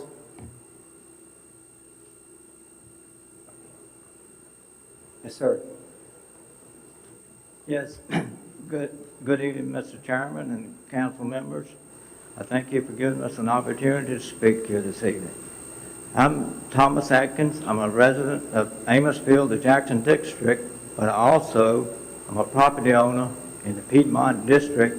I own a home and 3 building lots adjacent to the property that we're talking about here this evening. So I really have more right, probably, than anyone in here that spoke tonight, to speak about the view shed. Some of these things that these folks have talked about. All right. I bought my property in 1972, before the Taylors bought their property. I built my first home there. I positioned the home to see the Blue Ridge Mountains. I own 3 building lots there now that I have plans in the hopper to build 3 more homes that are going to be positioned to view the Blue Ridge Mountains. Now, not one time has Mr. Taylor ever said that he would build a house to block my view of that Blue Ridge Mountain. That says something about the man. He's trustworthy. You can take his word. And I have no fear tonight that he would do anything to block my view shed of that mountain. Now, we're talking about view shed. Why not? What if Mr. Taylor was to so choose, just let his property just grow up? How would you like the view shed then? How would you like that? What good is 5 acres? Nothing but a costly item to build a home on. If you're 60-some or 70-some years old, you can't maintain 5 acres. What are you going to do? Hire somebody to come in to maintain 5 acres? 5 acres is of no value to you. You can't farm on it. You can't do nothing with it but maintain it. So why not give them approval to build on 2-acre lots? And even at 2-acre lots, a 60 and 70-year-old person that's looking for retirement, even 2 acres is too much to keep up. So I just don't understand. And then we talk about affordable housing. I don't know. I don't think anybody here tonight's got any handle on what is affordable housing. Don't think anybody has a handle on that. I'd like for your statisticians that we've heard here tonight, how many people that was born here in Rappahannock County, I said born here in Rappahannock County, from 1940 to 1980, how many of those people have been able to afford to own their own home here in Rappahannock County? I can tell you, I don't have no accurate figure, but I can tell you it's not very many. If you were born here in Rappahannock County to families, and most of us, I'd say that most of us were born into families, we didn't have anything. We were born to good parents. They loved us. They raised us. But as far as finances, they couldn't help us. We couldn't afford to buy a property in Rappahannock County because you know why. People came, bought, paid outrageous prices, drove it up. So we couldn't afford. Now, again, how many of those people that was born between 1940 to 1980 have been fortunate enough or blessed enough to own their own home here in Rappahannock County? Very few, very few. I'm one of the blessed ones that did get out of the dark hole and was blessed by God to be able to own my property. But if you didn't have parents that could help you, you couldn't make it. There's no work in Rappahannock County. You had to go out of Rappahannock County to earn a living. So these people that are growing up in here today, where are they working at? How are they going to be able to afford? I don't know what is affordable housing, but I certainly would recommend that they could be able to build on 2 acres, have some shot, if you want to say a chance at maybe owning a home, and let more people have a view of that beautiful mountain. Don't restrict it to just the ones that walk around the road. Let people move in and live in a home and look at that beautiful mountain. Because again, if Mr. Taylor was to choose, he could let it grow up into a jungle. Then I guess maybe the Shenandoah County would, the park would annex it, come in and annex it and run my grandparents out of the park again. So, I'm just an old country boy. I've been shooting from the hip, but I recommend that you give them approval to build on 2 acres. Thank you for your time. Thank you, sir. Thanks for coming out. Anybody else? Going once. Twice. Mr. Chairman, you may want to ask your folks on Zoom if they would like to participate. Are there anybody there that wants to talk? Oh, okay. I didn't realize that they could talk. I thought they could just listen. There are directions on Zoom shown on the screen for participants to raise their hand on Zoom if you would like to speak. So now would be your opportunity to do that. If you do raise your hand, I will unmute your line and you can provide comment.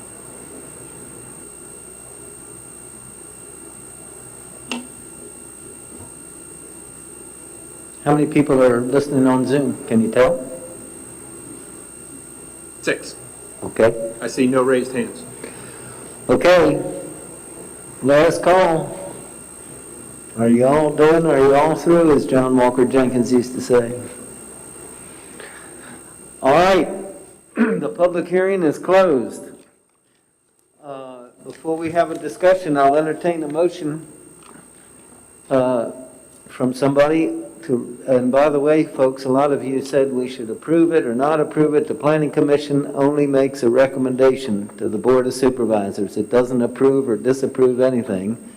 And I can tell you about half the time they don't follow our recommendation anyway. So anyway, somebody make a motion to recommend approval or recommend disapproval. And if we get a second, then we'll have a discussion. Mr. Chairman, since this is in the Sperryville District, for purposes of discussion, although I'm open to topics here, I'd like to go ahead and make a motion that the Rappahannock County Planning Commission recommend to the Board of Supervisors that this application RZ number 20-10-01 be denied based on the following. Which then I can discuss, but I'll look for a second to that motion. Well, let's just have the motion and we can talk about the amending it and putting I'll what go it's through going to it. be, what the reasons are. You know, I don't think you have to read them all. Okay.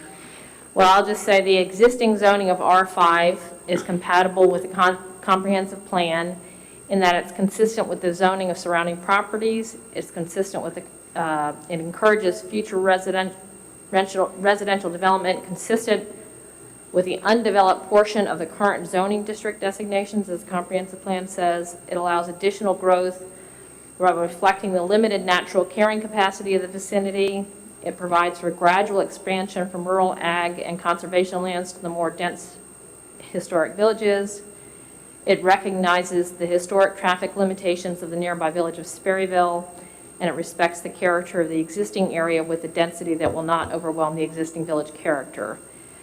The R5 zoning is also compatible with the scenic easement immediately across Woodward Road.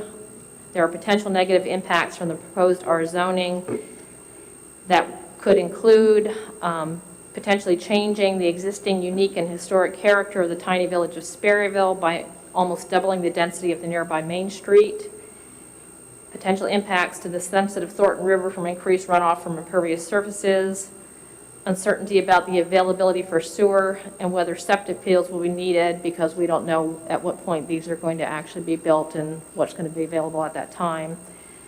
Uncertainty about available water supplies for wells, increased pressure on the Woodward Road and Main Street, as I think I mentioned, potential scenic vista impacts, and incompatibility with the comprehensive plan elements which provide for preserving scenic vistas. So I'll make that motion. We've got a motion on the floor. I hope nobody's going to ask me to repeat what it was. Anyways, is there a second? I'll second that motion for the purpose of discussion. All right.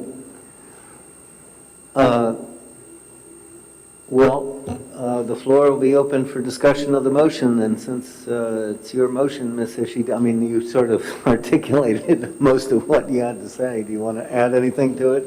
And not too much. I did articulate most of it. I do think that, first of all, I'd like to say that I think everybody understands that all of the folks involved in this are people who are part of the community, and we all understand and respect where folks are coming from. So whatever is said in the capacity of the application and not anything personally to any of our neighbors or members.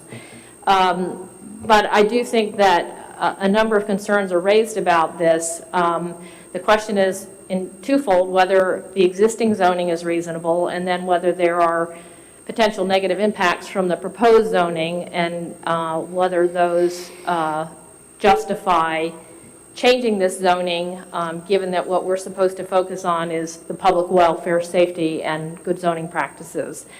And as I said, I think if you look at the tax maps, what you see is the comprehensive plan encourages development in and around the villages, and what we have, if you look at the tax maps, is that we are encouraging that. We have a more dense village residential and village commercial area that takes into account the fact, as some of our neighbors have mentioned, that these houses were built probably in stagecoach days and are just a few feet from the road.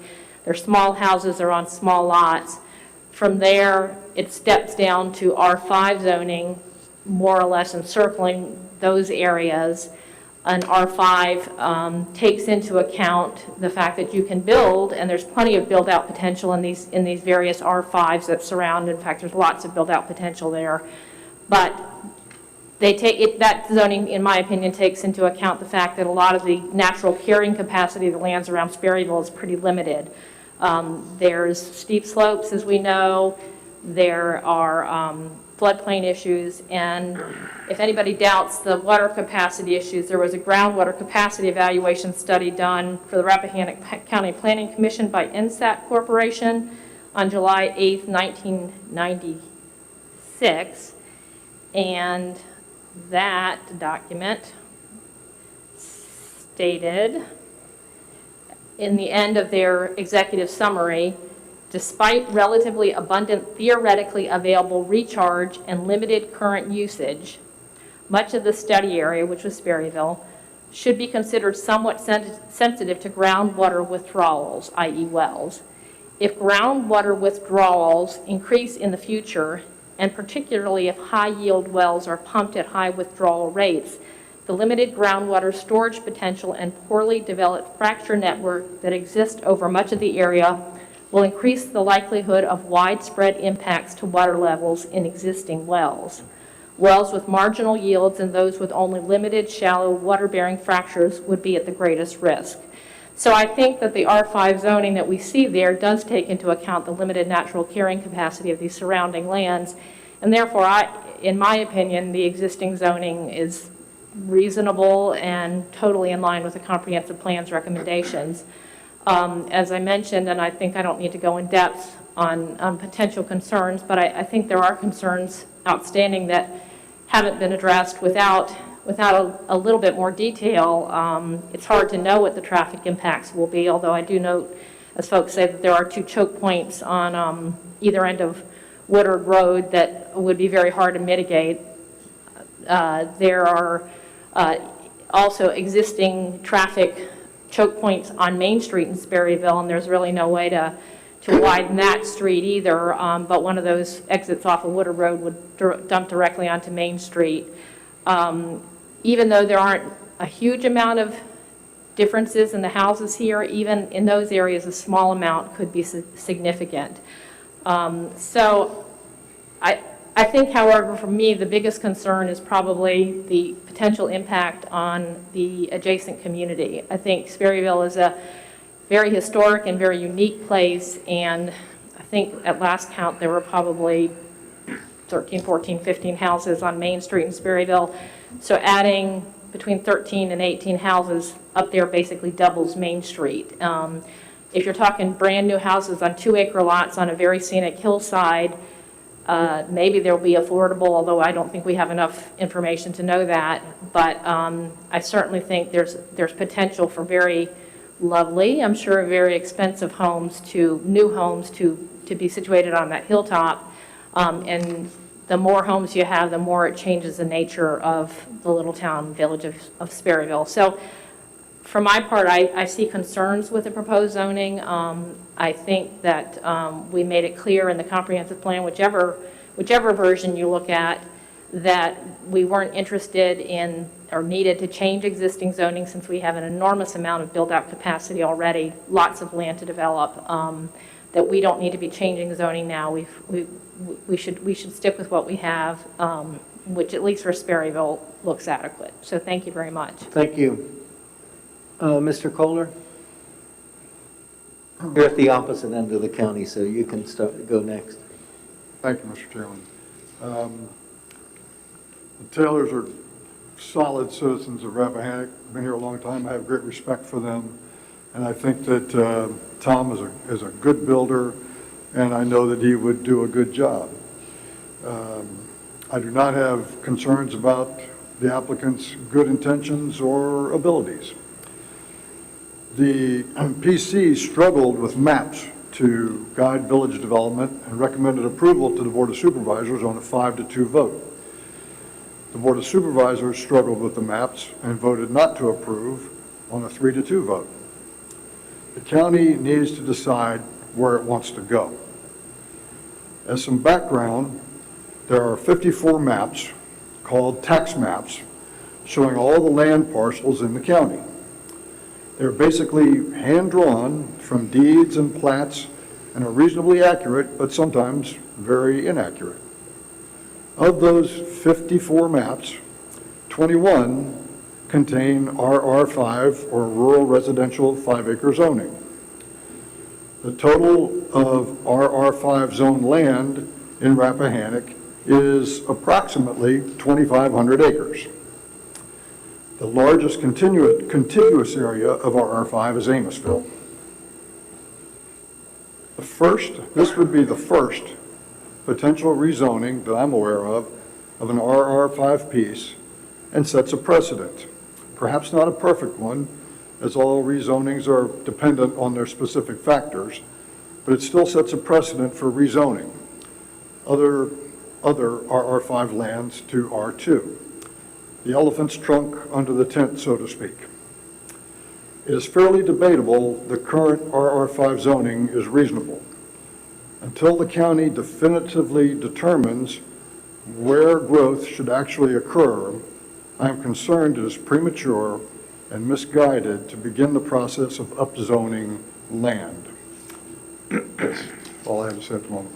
Thank you, Mr. Kohler. But, you know, we don't have any elephants in Rappahannock, but we do have camels. So, Mr. Shulin, what do you think about this up in Chester Gap? We'd like to have a 35-acre tract to argue about, I guess. Up in Chester Gap, you could probably make about 100 lots out of that. I believe these are 2 of my lots right here. I don't want to...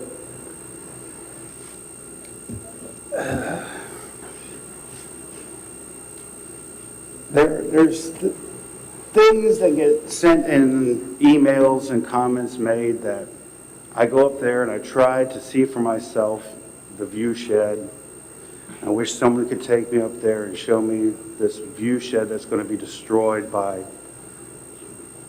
8 additional homes of a size we don't know, a location we don't know. There's concerns about access on Woodward Road and its effects on Main Street. And I keep looking at the old farm entrance on 211. So I don't want to do work for the applicant, but I don't see how that entrance isn't a solution to keep everything off Woodward Road. I guess the thing I'm juggling in my head is, I don't necessarily have a problem with his application, but I definitely am growing to understand the concerns of people in Sperryville. I just wish there was more we could do other than just recommend approval or recommend non-approval. Okay. Mr. Fraser? If I could go later, I'd listen to the rest of the commission members. You want to take a bathroom break, you mean? Sorry. You want to take a break and have a bathroom break? No, I say, listen to the rest of the commissioners. Oh, okay. Mr. Light? Thank you, Mr. Chairman. This is a very tough call. I first want to just say I think everybody who's spoken on this is, whether you were supporting it or opposing it, I can't recall a more thoughtful set of public comments. I think all the issues are sort of on the table, and I also want to reiterate that it's quite clear to me that Mr. Taylor has nothing but the best intentions, and it's always tough to be in this spot because, you know, there are real people and monetary values and a lot at stake, and these are always very hard. I guess from my perspective, I don't have a lot new to add, but I think a couple of the comments that resonated with me were the context that we're dealing with here. I don't know that I couldn't be convinced that this is a good idea, but the concept just doesn't exist. What we have before us is a notion of a property going from 5-acre to 2-acre zoning. We don't have clear maps of what the growth areas are. We tried in a rushed context to work through that. As Mr. Kohler, I think, reasonably summarized, we didn't get through it. We've kind of committed to continue to doing it. And in my view, it's a grave mistake to make these zoning decisions on a case-by-case, property-by-property basis. As has been stated, there's plenty of R5 that is bigger than 10 acres. It doesn't have those houses. For that matter, there's plenty of R2 that could conceivably be, you know, upzoned to R1. And I think we're here in part because Mr. Taylor kind of, to his credit, sort of listened to what we were talking about in Sperryville and saw that we were, you know, potentially looking at this, and he's come forward and he's first, but I got to believe there are other people watching this and thinking, you know, what would this mean for them, both in Sperryville and in other villages. So while I'm not convinced that I couldn't support this ultimately, I don't think we have enough of a concept. I don't think we have enough information with respect to the sewer, particularly given that there's a study that's underway now. I don't think we've resolved the question of where these boundaries are and what really should be the growth area and what that build-out capacity is and what the ultimate demands on the roads and the groundwater and the sewer would be. So as we're here tonight with what we have, in the interest of what I think our jobs are as planners, which again is really nothing about Mr. Taylor and his proposal, it's about us and this commission and what we are here to do. And in my judgment, that is to look systematically, comprehensively in the long term and do our job and figure out where those areas are and not take zoning decisions that are unprecedented. This is an unprecedented zoning decision we're facing tonight, and I just don't think it is doing our job to do this on a case-by-case basis as we'd be beginning to do if we approve this application tonight. So on that basis alone, I would have to oppose this. Thank you. Oppose the motion or oppose the recommendation of approval? Sorry, support the motion.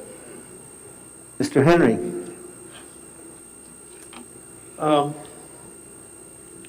You know, I've been on the planning commission some length of time, and it used to be a lot of consensus building and good comments by all the board members, and we interacted well, and it was a very, very good way to work government in Rappahannock County. And I feel like in the last year, I've been in the U.S. Congress, you know, where there's maneuvering going on behind the scenes, agendas being played out, and every now and then you see parts of the agenda being played out. And I just want everybody to know why we're here tonight. And the reason we're here tonight is that when we started talking about Sperryville, my vision of Sperryville was pretty much as it was. You know, we have the downtown Main Street area. We had 211 going up to the park, and the individual business people up there doing their thing. And, you know, it had gotten along that way for a long time, 100 plus, 200 years, of course, maybe longer in the village, and, you know, 150 years going up towards the park. And you've had the businesses evolved from the 1930s when the park opens to what they are today. And I didn't see any big vision change for Sperryville. Well, bingo, we had the meeting, and all of a sudden, the commission member for that area envisions the definition of Sperryville as being only the Main Street. That was going to be the Sperryville area, basically the Main Street area, taking in the old Emporium. That was going to be the village of Sperryville. And if you was outside that village, you was going to come under a lot of control. If there was a viewpoint that if you was up to 11 and you had a business up through there, that we needed to control. We needed control over these properties so that the approach to the park would not be destroyed, and that and we needed to control the outside line areas. And then these maps came into play, and, you know, areas were deleted. And, you know, Mr. Taylor attended some of these meetings, and as a property owner, he realized his rights were being diminished. His future rights to this property were going down. And that if this certain group, which I don't know, it might be 4 to 3, it might be 3 to 4, I don't know. But if this group grew, and in the next comp plan, it might be even more severe. And that, you know, he's owned this property for a number of years, and recognizing the special characters of this property, he better get this property where it should be, where he had a vested number of units based upon the division, based upon the zoning, that he wouldn't lose. So that's why we're here tonight. You know, it was a push to try to restrict people's ability to use their land, to decrease the area of Sperryville and make everything more controlled that caused this reaction. And that's why we're here tonight, you know. And these maps that had been used before, they were functional, but, you know, people got scared of the maps. Every county I've ever been into have zoning maps. And the comprehensive plan are based upon zoning and overlays. But now all of a sudden, you know, we don't have really any maps. So it's going to be a touchy issue going forward. A couple people mentioned tonight that I said that this was the most valuable piece of property in Rappahannock County in terms of residential, and that's true. And there's one thing that makes it most valuable, and this one thing makes it unique like any other property in the county, and that's the sewer. There's no other 35-acre parcel that I know of in the county that has sewer. Now, people made the comment about precedence that you've rezoned this R5 down to R2, you set a precedence. Well, the item here that we're considering that has progressed this property so far along is the fact it has sewer. And why would you want to throw away that potential of sewer on this property so that the county cannot have a small number of houses going from 5 to 13 or from 7 to 13. 13 is the number, apparently, based upon the slope analysis by Dan Clark, that this is allowed to have. Why waste that potential? And as Mr. Atkins said, You know, a 5-acre lot, all you're going to do is buy a $20,000 lawnmower and mow it, and it's a burden. Whereas you cut that lot down to 2 acres, and maybe if you have sewer, and maybe if you have water, it might be the highest and best use of this property. Maybe it will be less than 2 acres. It might be 1 acre. And our comp plan, you can make the comp plan say anything you want. You protect the view shed, encourage developments in the villages. You know, you can make it say anything. But in this particular case, our premise, comp plan after comp plan, has been to have any development in the villages. And it's senseless planning to waste this sewer on 5-acre lots. I dare say you cannot go in any county and find where you have a subdivision of 5-acre lots with public sewer. That, you know, is such an asset to have. It's senseless to waste it here. And the view shed, we talk about the view shed. If you own the property, you have a view. If you're down on Main Street, Sperryville, I don't see how the view shed's affected here. I don't even see this property from Main Street. If I go up 211 towards the park, the view is not to the left, and it's really not to the right. It's straight ahead. And people talk about ridgetop building. Every ridge around Sperryville in the village has houses on it. You go up Atkins Road, you got houses all up through there, up behind the fire department. I think Mrs. Issue, maybe, I haven't been by her house, but I've been told that when you come into Sperryville, she lives on the hill up there to the right. So, you know, there's houses all around there on the high points of the land around the village of Sperryville. Are these ridges that have elevations of, you know, 3,000 feet, 2,500 feet? No, they may be higher than the property next to them or a property a quarter of a mile away, but these are not like, you know, they're on mountains overlooking overlooking Little Washington and other places where there's been ridgetop building that, you know, some people don't like. So I'm totally in favor of this rezoning. I think it's a good common sense tool. I think it sets a good precedence and gives us good defense if we have another case, because the reason we're doing this is because it has sewer. Now, we did a rezoning down in Amosville very quickly here 2 or 3 months ago. I mean, it was like, and I voted against that. That was simply that was a rezoning from ag to R5, and it wasn't needed, and we did that almost immediately. And I objected to that rezoning because I didn't think it was useful. It wasn't needed for the property. It wasn't practical. But you know, we do rezone properties for whatever reason, and the issue of affordable housing is always will be debated in every community in the country. And you know, to me, affordable housing is results from when you got lower land prices that you can build less expensive house on. That was done in Fauquier County by Habitat, and Fauquier Housing did a subdivision in the country down at Botha where they did 1-acre lots with public water, and they had septic fields. They provided 1-acre lots there, would have been affordable. The subdivision is 30 years old, and I think there's been one sale in there. This idea of creating this nonprofit, know-it-all, elitist group to own the land, which somebody says appreciates, and then get some other poor sucker to put a house on it that depreciates.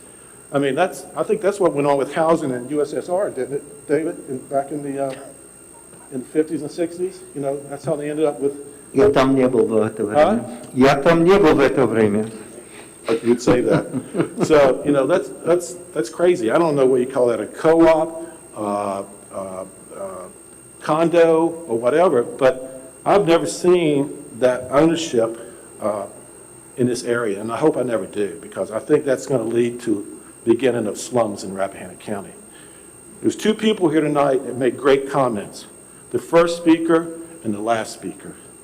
Mr. Gall spoke very intelligently about the comprehensive plan. He pointed out the points in the plan that supported this, and I think we should listen to what he said. And then the last person, and I looked around the room, and this person caught everybody's ear, Tommy Atkins. It's always good to hear a local person from this county speak up, and especially when they've been here multi-generations. And that's the people I like to hear from all the people, but that's the people I really like to hear from, because when you lose your contact with I'm going to call you a native, okay? I'm going to call you a native Rappahannock. When you lose contact with a native Rappahannock, you're starting to lose contact with what we are and who we are. So he recognizes Mr. Teller owns this property. He recognizes that he's been a good steward of the property. He'll continue to be a good steward. He recognizes that he has a view shed that's his. He's using his view shed, and Mr. Teller's going to use his. And, you know, this is one thing that Mr. Atkins talked about, affordability, that I've tried to touch on a few times with the Planning Commission, but been kicked in the knees about. You know, we need to go back and address the family divisions regulations and update the date that we base family divisions on to allow the next generation of kids in this county, whether they're Atkins, Jenkins, Dotsons, or Finchins, or whoever, an ability to come up with a 2-acre lot from the residue of their family property to start their house in Rappahannock County. So I'm glad you spoke up, Mr. Atkins, and I hope that after Mrs. Ishii's motion fails, I'll make a motion to approve this. Thank you, Mr. Henry. Well, who's first, you or me? Or who's next to last? If, Mr. Chairman, the Planning Commission makes a recommendation to the board, I'm a member of the board, but I guess I'm the representative on this commission, so I can wait after you, or I can speak now. But I have to echo a lot of what Mr. Henry said there. I have watched, being on the board now for quite a few years, I have watched a slow and I think programmed destruction of agriculture land in this county, because some people gave out misinformation, and the idea was that we had to create 25-acre lots. And the zoning ordinance and the comprehensive plan was supposed to protect agriculture, to protect the scenic vistas, if you will. And what we have now is a bunch of 25-acre lots with McMansions on it that really doesn't benefit anybody except the guy that sells compact tractors. I wish I had invested in a business that sells compact tractors. If I'd have seen this coming, I certainly would have. But if you want to see the county zoning ordinance get busted wide open by a court, then keep this kind of stuff up. Because if you're going to have 25-acre density, whether you actually have 25-acre lots or you do 2- and 5-acre lots and the residue is, you know, large lot, you've got to have a place to send houses. You've got to. You can't have an exclusionary zoning, or you're going to lose in court. And that's what people have been setting up here, whether they did it intentionally or they did it because they simply didn't understand the zoning ordinance. So now we have an individual that wants to create some lots at a little bit higher density so that he can make his investment worthwhile, but also offer something back to the community in a 2-acre lots. And we say no, because he's been making hay on the property for 20 years, and he's kept it clean, and somebody can look over their shoulder and see the mountain. I don't know that that's a scenic vista. I bought the property that was part of the family property because I didn't want to see somebody else build something on it, and I had to look at it. I went ahead and bought it. I didn't try to find a way to control somebody else's property. So, I mean, that's what we're looking at here. I think Mr. Henry's correct there, that we want to control other people's property.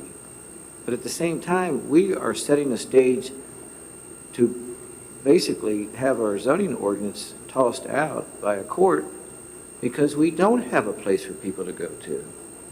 And we've got a property here. It's a very unique property. It's on a sewer, or it has the potential to be hooked up to the sewer. We're told that there's potential to be hooked up to the sewer,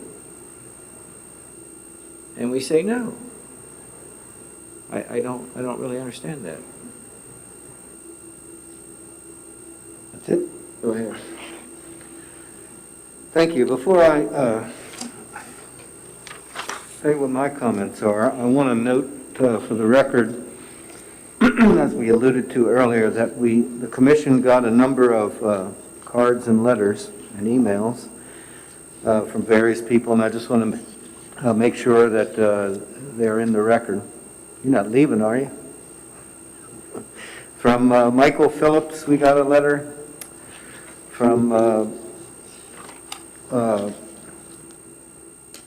sorry, actually we got two letters from him, from Keith Hansen and Montserrat Miro Lorenzo, we got a letter.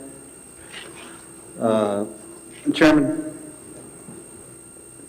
those two emails are kind of interesting because they both claim to own the home at 868 Woodward Road, right? Is that true? I don't know, I believe so. I think they own it, and it's a double property there. What does that mean? Means they own the house in common. Oh, you mean 4 people? Pardon me? 4 people? I can't hear you. 4 people? My understanding is that they split it, the upstairs and the downstairs, but I don't really know. Okay. From Mr. James Hoban, which this lady proposed to read to us, which we've already got in the record. And just to clarify, ma'am, the reason that you can't represent other people is because only an attorney at law that's licensed to practice can represent someone other, a third party, before a tribunal or commission. So I wasn't trying to be rude, but that's the reason you can't represent someone else. Mr. Hoban sent us a letter. Leslie Arnold, who appeared, sent us a letter. Mr. Trafton, who appeared, sent us a letter.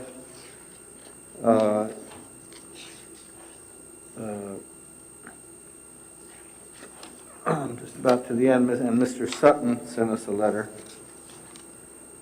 And last but not least, Tony Lovato sent us letters. So all those have been circulated to the commission and taken into consideration. I have to say that I'm pretty troubled by, or I don't know if troubled's the right word, but I have conflicting feelings about this. I feel like a lot of what Mr. Henry said has a lot of merit.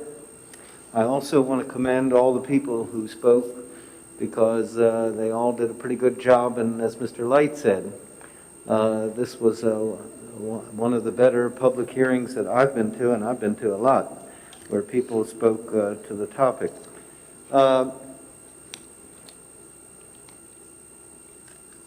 In considering a rezoning application,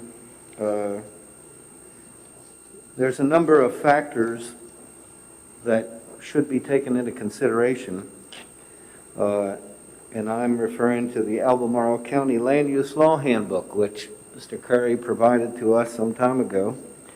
And it's a really good summary, and it was circulated to the commission. The first is the existing use and character of the property.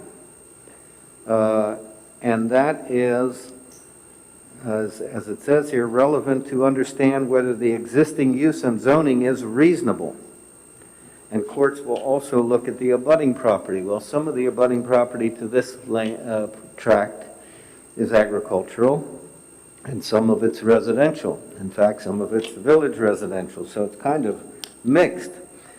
But the question that the courts have addressed in a couple of cases, Gregory versus Board of Supervisors in 1999 and Board of Supervisors of Fairfax versus Miller and Smith in 1991, is about whether or not the property owner that's seeking rezoning has demonstrated that the existing zoning classification is no longer reasonable. And I think that's the primary problem that I'm having with this application. And in that sense, I tend to agree with Mr. Light's comments, which are, I'm not sure that I couldn't support it, but at this stage, and based on what we have heard tonight, I didn't hear a single comment or anything from the applicant or the applicant's counsel that clearly demonstrates, or even murkily demonstrates, that the existing zoning category is or has become unreasonable. And of everybody up here at the table, with the I'd say with no exceptions, I was here, I was a zoning administrator when this map and this property was zoned RR5. And I know who did it, and I know why they did it. And so for me to now say what they did was unreasonable after all these years, I'm having some trouble with that. They had pretty much the same objectives that are in the comprehensive plan now, to focus future growth and development, if there's going to be any, around the village areas. And to that end, they zoned this tract Rural Residential 5, not R2. And I don't think that was just some accident. That's what they decided to do. And keep in mind that prior to this, there wasn't any prior to 1986, there wasn't any R5 in the county, I don't think. There was there was a rural subdivision, and then there was agriculture. And this property was zoned at that time agriculture, I'm pretty sure. So in a sense, it was kind of upzoned at that time to R5. So it's very difficult for me. I just haven't heard any persuasive argument of why that zoning category, excuse me, is no longer reasonable. I've heard a lot about affordable housing, and I must say that, and I thank Ms. Bruce for quoting that's a new part of the comprehensive plan. That was one of the things I can never remember their name, the group that did the consulting group, the Berkeley group, put in their report that we didn't really address the issue of affordable housing, and so we did address it. And the language that was read by Ms. Bruce is exactly what we put in, that our existing zoning categories and the existing land that's zoned as it's zoned is adequate to meet affordable housing. Moreover, there's no real proffer from the applicant, and I'm not sure how they could do that, make such a proffer, that if this was approved, the lots would be used for affordable housing, whatever exactly the definition of affordable housing is, which is something that I struggle with. It's, it's kind of like what Richard Nixon once said about unemployment. Your views on how serious of a problem it is whether or not you have a job.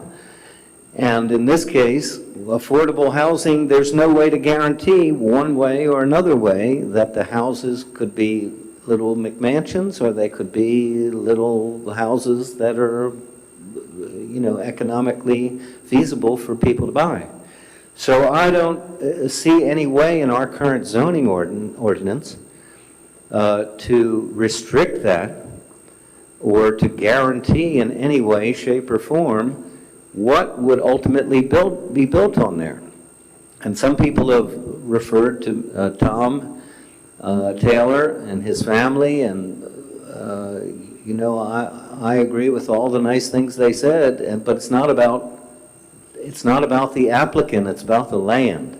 And after this rezoning would be approved, if it is to be approved, he could sell it the next day, and somebody, I could buy it. What horrors! Or John Foote from up in Manassas could buy it, or Till Hazel could buy it. So the rezoning is based on the land and the situation of the property and so forth and so on, not on who the applicant is. It doesn't have anything to do with who, or shouldn't have anything to do with who the applicant is. So going down some of the other factors that are in this excellent Albemarle land use handbook.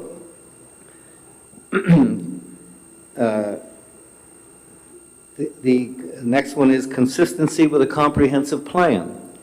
Well, there's been a lot of discussion about that back and forth, and the one person who wrote in did, I think, a really good job for somebody who's not a zoning person, at least to my knowledge, Mr. Trafton. And one of the, we don't have village maps now, much to my chagrin, because the Berkeley group recommended it, and I was a big proponent of it. But the fact is, we don't have it. All we've got is the vague and vapid language, pretty much, that we always have had. Principle 4, Policy 1, is to encourage residential development within the designated village areas. But, as I pointed out many times, we don't have any designated village areas because we don't have any map. Then it says, infill development to be preferred to allow for the broadest possible range of housing opportunities, styles, and configurations within the context of a rural community. Well, without a map and without a designation of what are the village areas, I don't know where we go. And he points out, I think correctly, at page 86 of the comp plan, it says residential development at higher density should be kept in the village areas. Well, this isn't zoned village residential. This is zoned rural residential, 5. It's rural. It's not village. So I guess, using this kind of ambiguous language, the best way that I can interpret it, even though I don't agree with it, because there's no map that shows you what's what, I don't think this is a village. I think this is rural land. Some people have, quite a few people remarked on this view shed thing, and I think that's another kind of a canard that, somehow building houses is going to mess up somebody's view shed. Well, what's the limit on the messing up of view sheds? 1 house? 2 houses? 5 houses? 8 houses? I don't know. If you use the theory that basically amounts to NIMBYism, not in my backyard, if you've got a beautiful view out your front door, like I do, of the Red Oak Mountain, and somebody comes along and builds a house out in the field of my neighbor, that's going to mess up my view shed. It's going to wreck it. Because right now I have an unobstructed view of Red Oak Mountain every morning and every afternoon and every night. And it's beautiful. Well, that's not the standard of protecting our view sheds because there's no way to really administer that. There's no way to fairly say, that's messing up the view. To me, messing up the view shed means, doing something up on that's really visible from everywhere, not from your backyard or front yard. So I don't buy that part, but I think that the problem in terms of compatibility with the comp plan is it's just not in a village area. It's adjacent to one, and I also heard loud and clear what Mr. Henry said about, well, it is accessible to the sewer. But for whatever reasons, the maps that were proposed to make it clear that this tract was going to be considered part of the village of Sperryville was taken out of the comprehensive plan. So that would have made it very clear what to do in this case, but that was removed, and so we're left with a very unavailing, in my opinion, bunch of verbiage to try to sort this out. The next factor is suitability of the property for various uses and encouragement of most appropriate uses. Again, it's zoned, right now it's an agriculture use. And it's zoned for rural residential use, 5 lots. Well, it's not even being used for that. And as I already said, people much wiser than me decided to zone it as they zoned it in 1986. And so I don't think you can say it's unsuitable for its current use. The trends of growth or change. And this manual says the change in the character of an area since the existing zoning was established is a critical factor. Well, someone, now I forget who it was, I think it was Mr. Atkins maybe, ticked off a bunch, I don't know, or maybe it was Robin, I can't remember, but somebody ticked off a whole bunch of things in Rappahannock County that are no longer here. That may be true, but if you look at that particular area, I don't see where there's been a change in the character of the neighborhood to the point that that zoning category is no longer appropriate.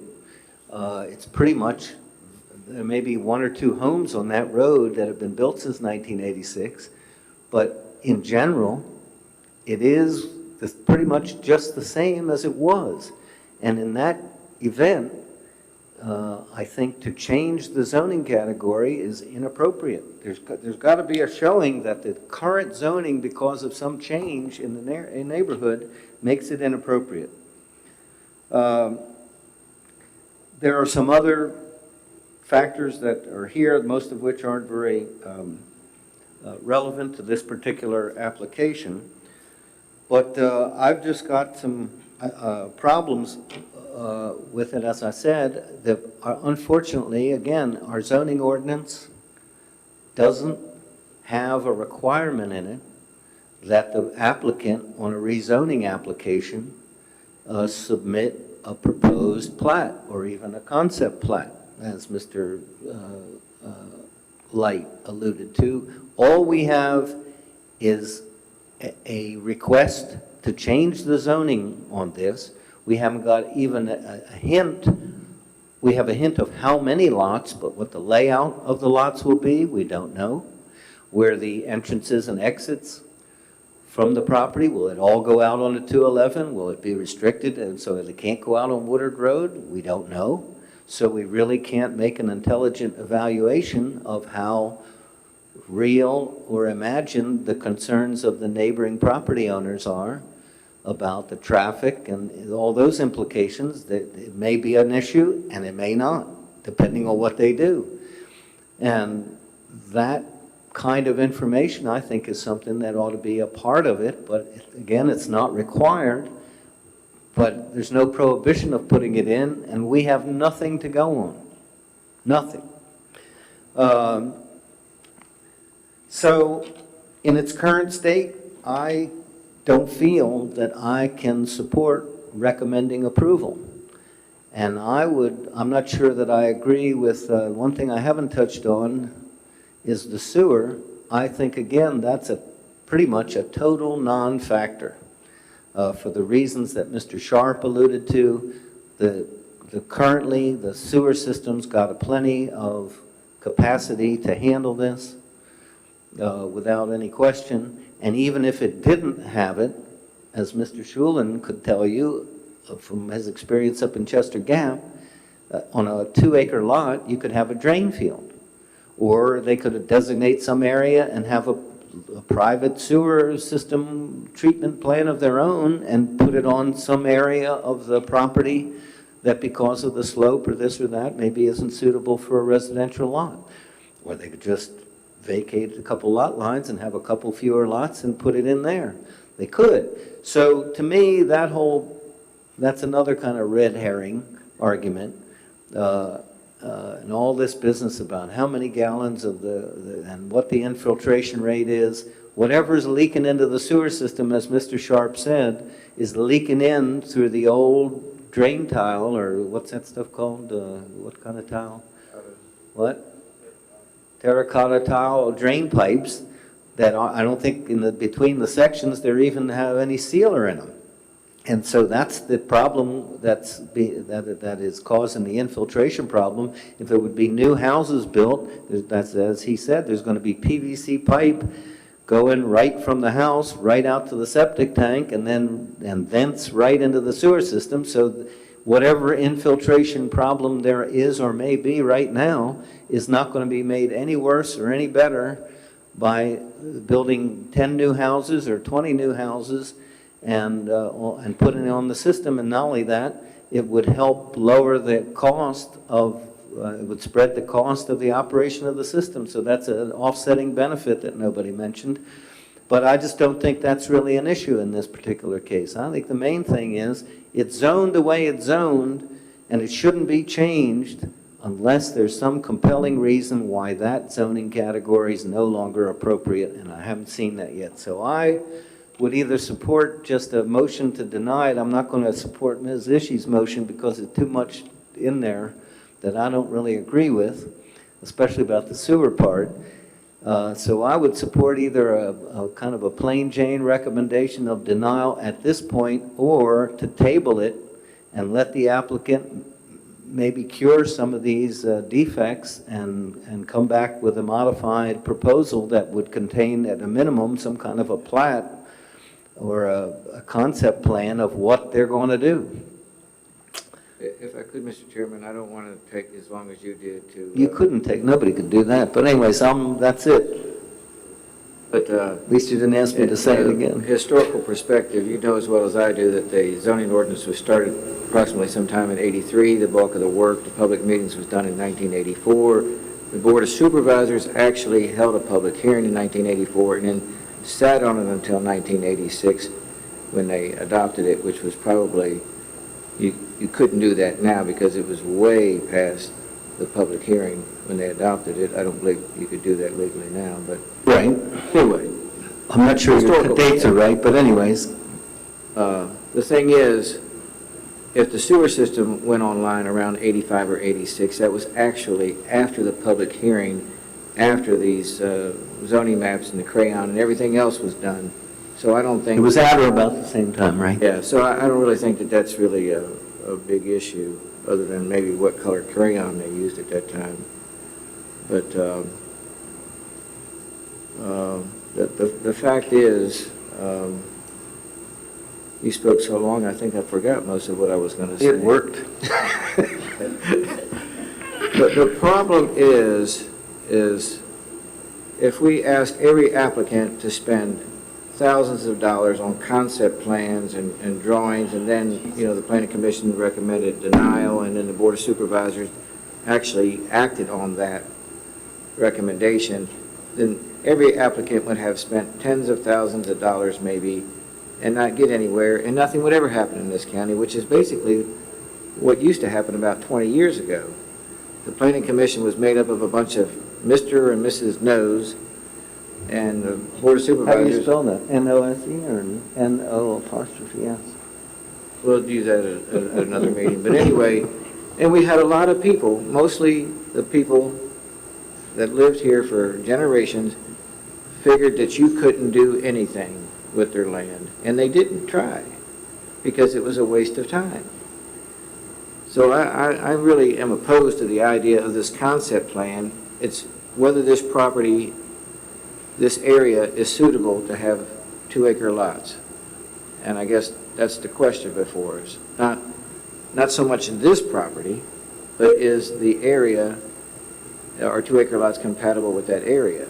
And if we start asking for concept plans and potential plats and all this other stuff that comes with the actual subdivision, which would actually happen at a later time, then you'll never ever have a subdivision except 25-acre lots and the McMansions, and we're going to keep driving, the local people out of the county.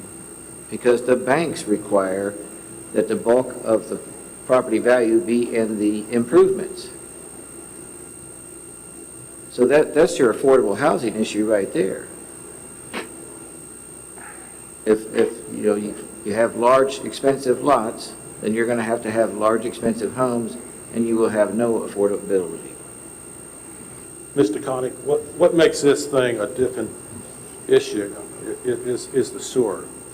And any place in this country, Commonwealth, USA, where you have sewer, you have intense development. And if it wasn't for this sewer here, this property would be appropriate to stay as 5-acre lots. But with that sewer, and Mr. Sharp demonstrated beyond a reasonable doubt that there's capacity for these 13 lots. And the applicant stated the sewer availability, and that's what makes this a new breed. It needs to be updated. The zoning needs to be updated because of the sewer here. And, along in the village, the reason you have village residential down there is because you have sewer. They don't have drain fields down there, most of those houses. It's all sewer. And that's what makes that VR. And I don't know who you was referring to with the magic crayon in '86. I don't know whether it was Pete Estes or whoever, but they, I'm sure, never anticipated that sewer would be up on Woodard Road at this location. And if they would have, their attitude may have well been different. And, with this tuck between ag and village residential, R2 is not an unreasonable use of this property. And the fact that it's 13 lots, it's not a 50-lot subdivision or a 75-lot subdivision. It's going to be 13 lots. And, the average lot size is going to be 3 acres. So it's not an outrageous proposal here to rezone this, and then we got control when the subdivision plat comes in, whether it's next year or the next generation of the Taylors that come in to do it whenever. So this just all goes to proper planning. We're doing the right thing here. So, but if you're set, you want to vote no on this thing, let's vote no and move on. If we want to, if there's no chance of you looking at this thing in a positive light, we're wasting time. Mr. Chairman, could I make a comment? Mr. Light, yeah, go ahead. I just can't let Mr. Henry's logic go unchallenged, because essentially what you're saying is any R5 property that's got potential to be connected to the sewer should be allowed to be rezoned, and we really haven't addressed that. There's the Miller property, there's the R5 property up on the other side of 600 or on 211 that could have access to sewer. So to say that just because it could be connected to a sewer, it should be rezoned to be as dense as possible is a very big leap that I don't think is consistent at all with what we are hearing from anybody in this discussion, and I just can't let that go. Well, this is not a maybe be connected. This can 100% be connected. And, well, what about the Miller property? What about these properties across the You're talking about the Miller property where the golf course is? Yeah. Okay. It's not before us tonight. Well, let me just say this. We had a great discussion about that property when we approved it for a golf course. We talked about, the residential potential, we talked about the golf course potential, and people were concerned that we would lose that residential factor if we put a golf course there. And, they asked, what will it be after the golf course? I said, well, golf course is the use of open space. The ability to turn that into a residential use later is not a problem. Right. So the fact of the golf course being there was a good compromise to have open space there for a while. And if that property, if that family in the future wanted to consider that, and it had sewer on it, and apparently it's got good water now, that should be a candidate too. No, we're not going to have all these properties at one time come in, but there needs to be some supply. And they're talking about this infilling and build out of existing lots. There's no lots out there for sale. There's no lots in the computer system for sale unless they're $150,000 or something, or you might find something up at Chester Gap where you got to put 2 or 3 things together. There's no availability. And this infill that keeps on being mentioned does not exist. Somebody may have some vacant lots, and I question whether this 2,500 acres or R5. Unless Michelle generated that number, or Commissioner of Revenue, I question whether it's 2,500 acres of R5 in this county. I just don't believe that number. So, anyway, if it has sewer, it has the highest and best use of an alternative use other than R5. You're just wasting land. All you're doing is wasting land, and you're pushing developments out into the countryside. And, you know, whether that development, when it comes out into the countryside, where somebody buys 100 acres and makes 3 2-acre lots and then have a 94-acre residue of open space, you're pushing development out of the villages into the countryside, next door to you, next door to me, in agricultural and conservation land where we don't want it. We don't want it there. You're just going to cut up more farms, destroy open space potential of farming, orchards, whatever. So just drive the people out of these villages, say we can't do it, and just let them chop up the countryside. It's going to be, houses are going to be built. It's just a matter of where they're going to be built at. And we want them built in the villages. We don't want them built what we've been trying to protect for 50 years. We got 20% of this county or more in scenic easements. We're at 20% in the park, and we're trying to be the most unique, safe county in Virginia. And here we are debating about whether houses should be in a village. It's the ass backwards of what we should be doing. So that's, you know, if we don't apply common sense here, just go ahead and vote this thing and send it on to the board. We're wasting everybody's time here. Well, I'd just like to say. I wasn't finished, if I could. Well, go ahead and finish. All right, thank you, thank you. At least you're consistent on that. I appreciate that, and I hear where you're coming from. You're consistent on agreeing what I said, that you would support any of the R5s that have access to sewer being more densely developed. And I'm just saying, you're consistent. I hear your argument. I don't think it's the commonly accepted view. That's all I'm saying.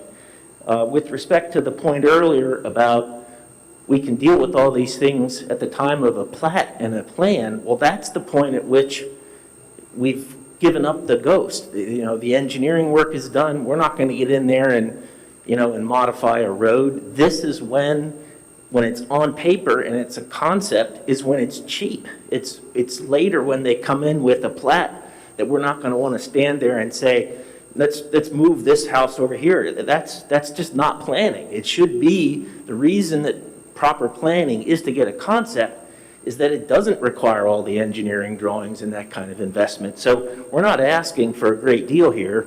Okay. And so, I'm sorry, I'm not finished. Oh, so wait. I'm sorry, I'm not finished. Wait a minute, Mr. Light's got the floor. Let him finish. You'll get a chance to answer. We have a complete application here. We've had this application for 2 months. Chairman, and we've taken it in as a complete application, okay? So now we're saying the application is not complete. No, we're not saying it's not complete. We're saying it's not compelling. A rezoning. Do you want proffers? No, sir. I want the plan. I want the request for zoning to meet the requirements that Mr. Connick so clearly articulated that are required to support a rezoning. And that's it. And so I'm just saying, as Mr. Connick said, they're not here. And I'm pointing out that some of these other arguments about the cost of making these things come in, this is a rezoning. This is not insignificant. The rezoning is the backbone of our protection, and we've got tons of parcels that aren't built out. The reason those lots aren't for sale, we've heard about 3 more unbuilt lots tonight. If there was a huge demand for them, perhaps they would be on the market. So why would we rezone when we don't have the demand for them? It doesn't make sense. So, anyway. Wait a minute, I want to say something for just a second. You know, I'm not asking for some engineering, you know, thing that's going to cost tens of thousands of dollars. The Planning Commission has considered all kinds of zoning applications for special use and special exception permits where somebody takes the plat and takes a crayon or a magic marker and says the entrance is going to be here and it's going to go up the hill and there's going to be a road here and a road there and a cul-de-sac up here and here's kind of where the lots are going to be, and to make all these people who are nervous wrecks about some car careening down the road coming into their porch.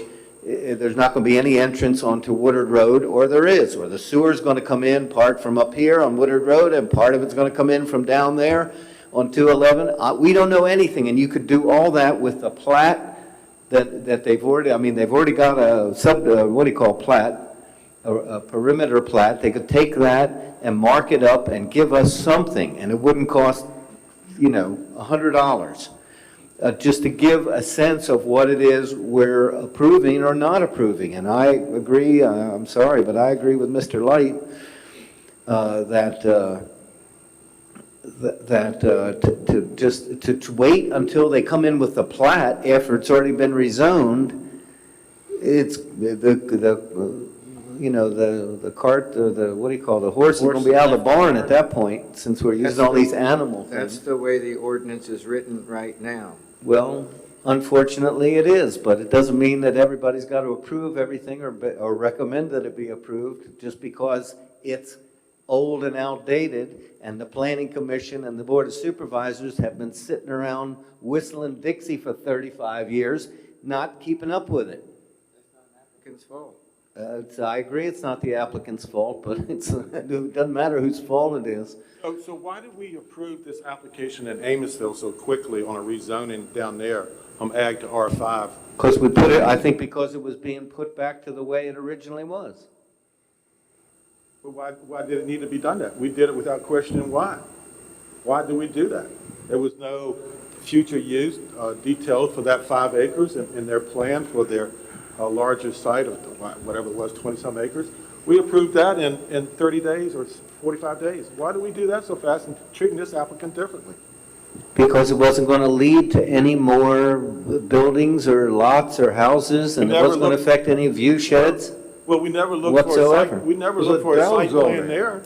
Because it was already a pre-existing thing that was already there. There was no pre-existing lots there. It was one parcel. There was no pre-existing lots. That fit into a larger development that we never questioned.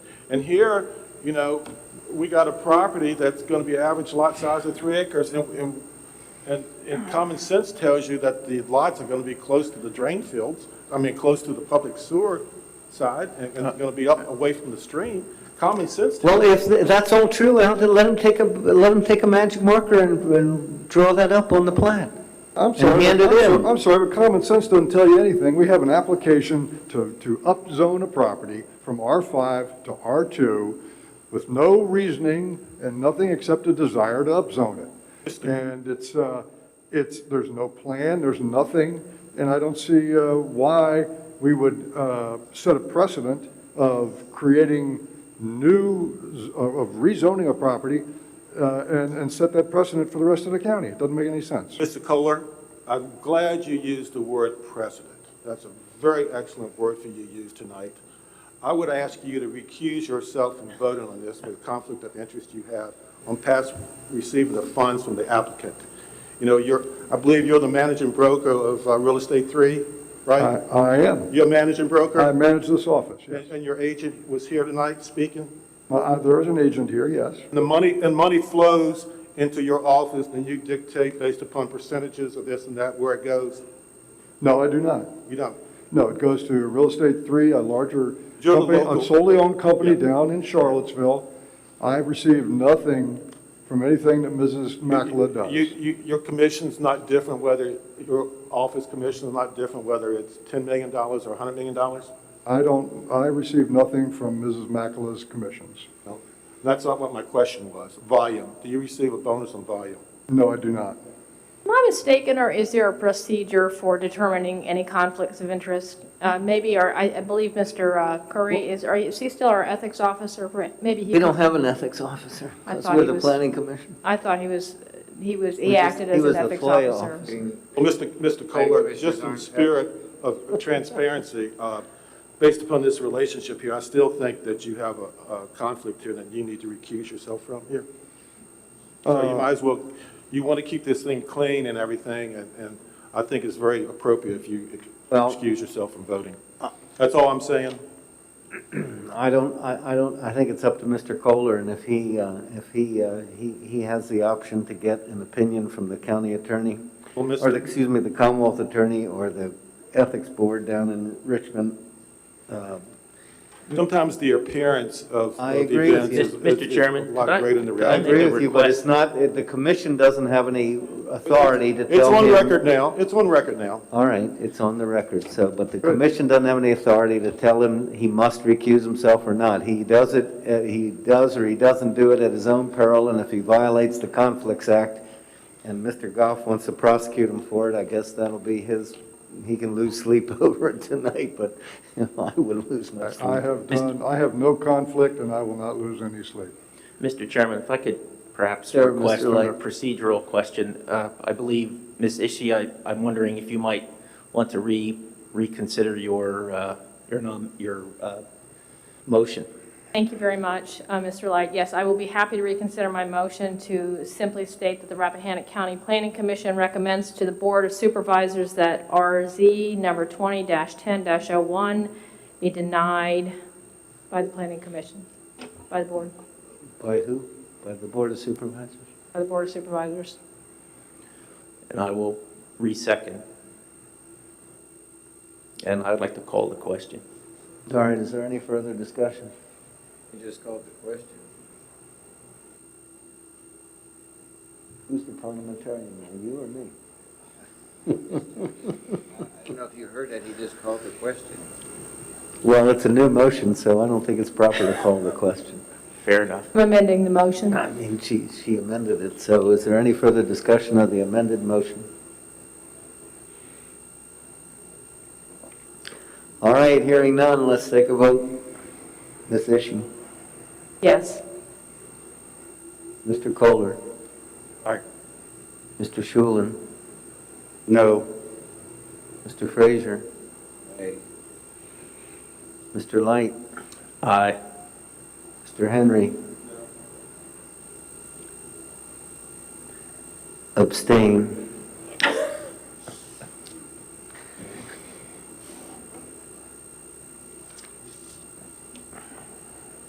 Then I'd like to make another motion that we move this to a work session so that we can at least get more information from the applicant if he chooses to provide it to us, given that a number of questions seem to be raised and unanswered at this So point. you mean table it? Yes. Table it until the next the next work session, We don't have any scheduled work sessions. the next scheduled one.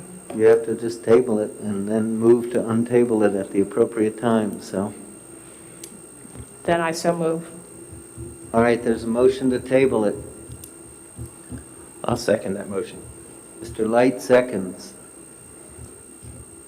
To me, the question here is also, we could have a work session on it, but I think there are plenty of these activities that are ongoing, including our own work, to understand where we actually see the development patterns around Sperryville that are germane to this issue, in addition to our attention to the zoning ordinance. So I think the idea of tabling is more reasonable to keep this, to keep our work going. I don't know that it's, we're not going to necessarily, the applicant is free to do what he sees fit, but to me, there's work on our end to be done with respect to our overall vision and continuing the work to sort out this business of the designated growth areas as we've been trying to do, but haven't done, and frankly, I think haven't been able to do in part because our work has exposed some of the limitations of the current zoning map to a degree that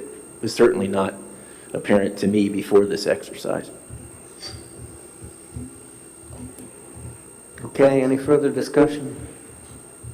I'll just also say that while the issue of the sewer for this particular parcel may be a little bit different than the sewer was for drawing lines on a map, and I know there's a certain amount of disagreement on this planning commission about that, but nonetheless, for me, the sewer is not the primary issue here. I think the appropriateness of the reasonableness of the existing zoning seems apparent on its face, and the natural carrying capacity, as I say, of this property and properties around Sperryville is what it is.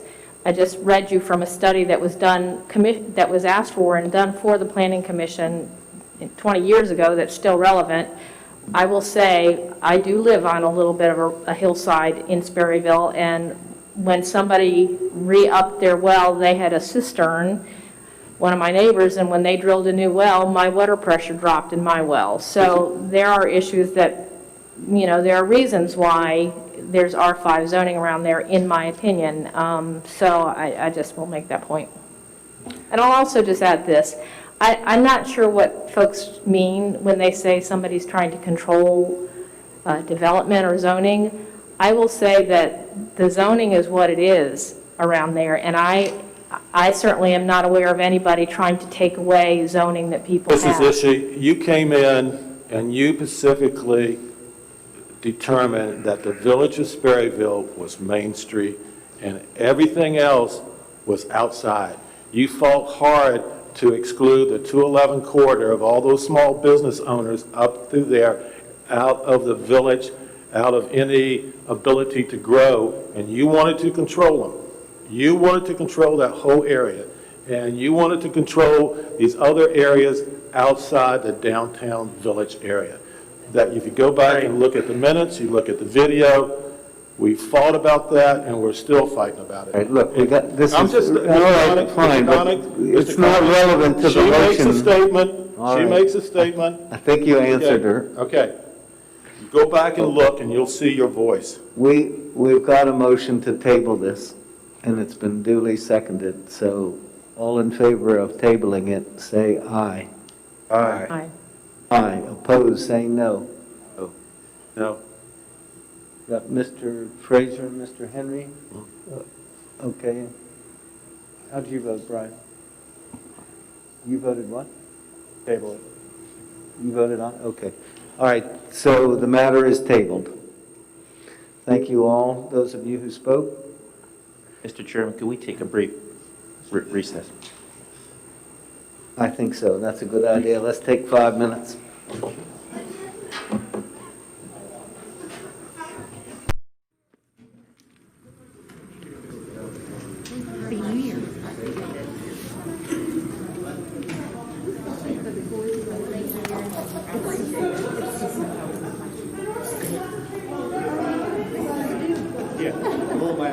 I didn't recognize you at first. That's okay. You're going incognito. Good to see you. Merry Christmas. No. Tonight? Yeah. Okay. I mean, there's like a small. Talk into the microphone.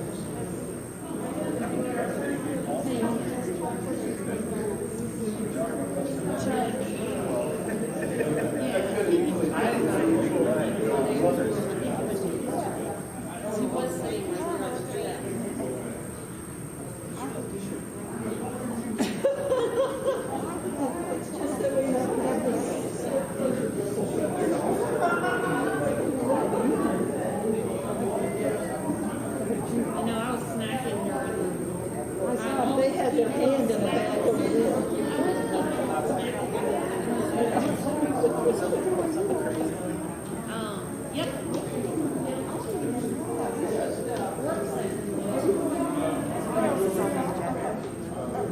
Only two more public hearings.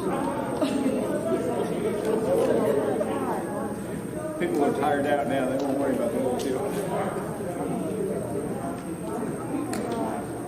The one is for the ordinance change for the new flood maps. It's really, yeah, it really is. And then the other is the main maintenance, which for the most part, there's not much there. There's, most of that is changes, significant changes for more requirements.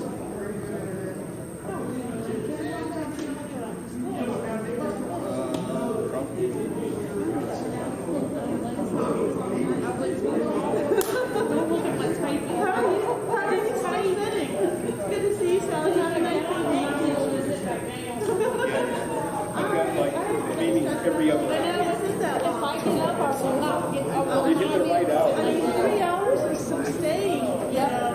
I can't go. I work on Thursday. I don't have any meetings. I cannot do it. And I hurt my back.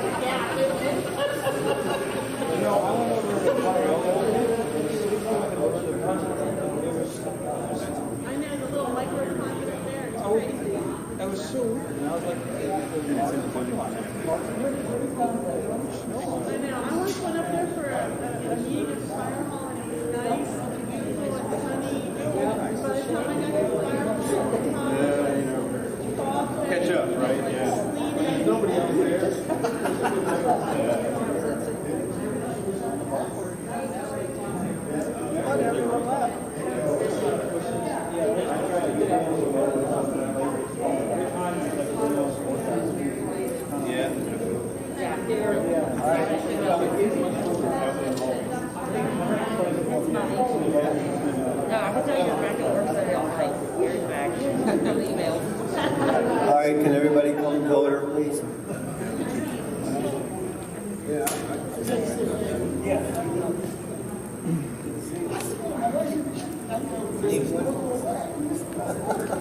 but it's on here.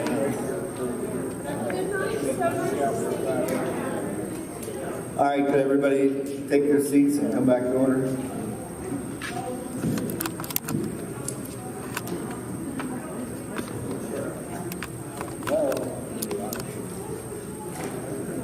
All right, the next order of business is a public hearing on an proposed amendment to the zoning ordinance, section 170-45, floodplain overlay district, to make it comply with FEMA maps.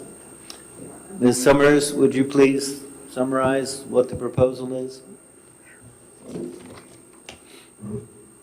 Thank you, Mr. Chairman. Since Rappahannock County participates in the National Flood Insurance Program administered by the Department of Conservation and Recreation, with oversight from FEMA, each time that they update our flood maps, we have to update our ordinance. The revision of the flood insurance rate maps become effective on February 26, 2021, and the proposed ordinance amendments must be adopted for Rappahannock County landowners to remain eligible for the National Flood Insurance Program. The version that was attached was a model ordinance from them that had been revised for Rappahannock County. Okay, and the accompanying maps, right? Correct. All right. Are there any questions from the commissioners? All right, if not, I'll open the public hearing on the proposed amendment. Does anybody wish to speak? Okay, last call. There being no public, does anybody on Zoom want to speak? There are 2 people on Zoom. I see. I don't see any hands raised. All right. Hearing no comments, we'll close the public hearing comment period. Does somebody want to make a motion on this? I just had, I'm sorry, Mr. Chairman, you just asked and I didn't speak up, but I wondered if I might ask Mr. Curry just quickly whether, I don't have any issues with this, I just, as a matter of curiosity, wondered whether these changes were all required by FEMA or were these, I don't recall how this went exactly, that were these just changes that you were recommending, or were these FEMA required changes, all of them, or? Sure. So the DCR for the state developed a model ordinance based on FEMA model ordinance. That model ordinance was used here in Rappahannock previously, and there have been some changes to keep pace with, I guess, minor preferred wording changes for FEMA and DCR. So the changes that are incorporated in the proposed ordinance align precisely with the state model ordinance. Okay, because I just see we've added this accessory structures, and again, it doesn't look bad. I just wondered whether that was what that was based on. Yes, and that does come straight out of FEMA. Thank you. That's all. All right, somebody want to make a motion? I move that we approve the recommended changes. All right. Second? I'll second. All right, Ms. Ishi, second. Any further discussion? Do we have to take a voice or a roll call vote on this? Yes, please, Mr. Chairman. All right, Ms. Ishi? Aye. Kohler? Aye. Mr. Schulin? Aye. Mr. Fraser? What? Aye. And Mr. Light? Aye. Mr. Henry? And I vote aye. So that passes to the Board of Supervisors with a unanimous recommendation of approval. The next item on the agenda, at long last, the May amendments to the zoning ordinance. Motion would recommend adoption to the Board of Supervisors. We have to have a public hearing first. So I'll now open the public hearing on the May amendments. Does anybody wish to speak as to the May amendments? All right, ladies first, Ms. Barsky. Please state your name and district. Try to hold your comments to 45 minutes. 45 minutes. Yoko Barsky, Hampton District. And thank you, the commissioners and Mr. Chairman, for bringing the zoning ordinance to this level so you can have the public hearing. So all the work, that was a monumental task so far. I really congratulate what you've done. I'd like to see this adopted in January Board of Supervisors meeting, so it will be actually in place. I have just a couple comments, and I have sent in a whole list of comments before, but I have reduced to 2 this time. One is on the setback, definition of setback and yard. That has been, there are a lot of confusions on the whole ordinance that both the words were used interchangeably. setback is really the commonly used and accepted word. And I would like to actually see all the words yards changed to setbacks. That explains so much better. Those are the words that's used in various codes, and it's universally accepted terminology. Secondly, I'd like to see a category added under miscellaneous uses on page 17 on the chart that has all the categories. And there's a category that says carnival, field, party, fair, etc. Over the past years, I've seen questions come up on applications to allow small weddings and family gatherings by tourist home owners and the bed and breakfast people. These small gatherings and weddings, those things are not specified in anywhere, but that's why the questions seems to come up every time. So small gatherings need to be listed separately because a lot of these people want to have it more than once a year as opposed to carnivals or field parties for permits. So if bed and breakfast and tourist homes are not allowed to host small gatherings, it should be stated in that wherever it's needed, because weddings, small gatherings, family reunions, and those things are not listed anywhere.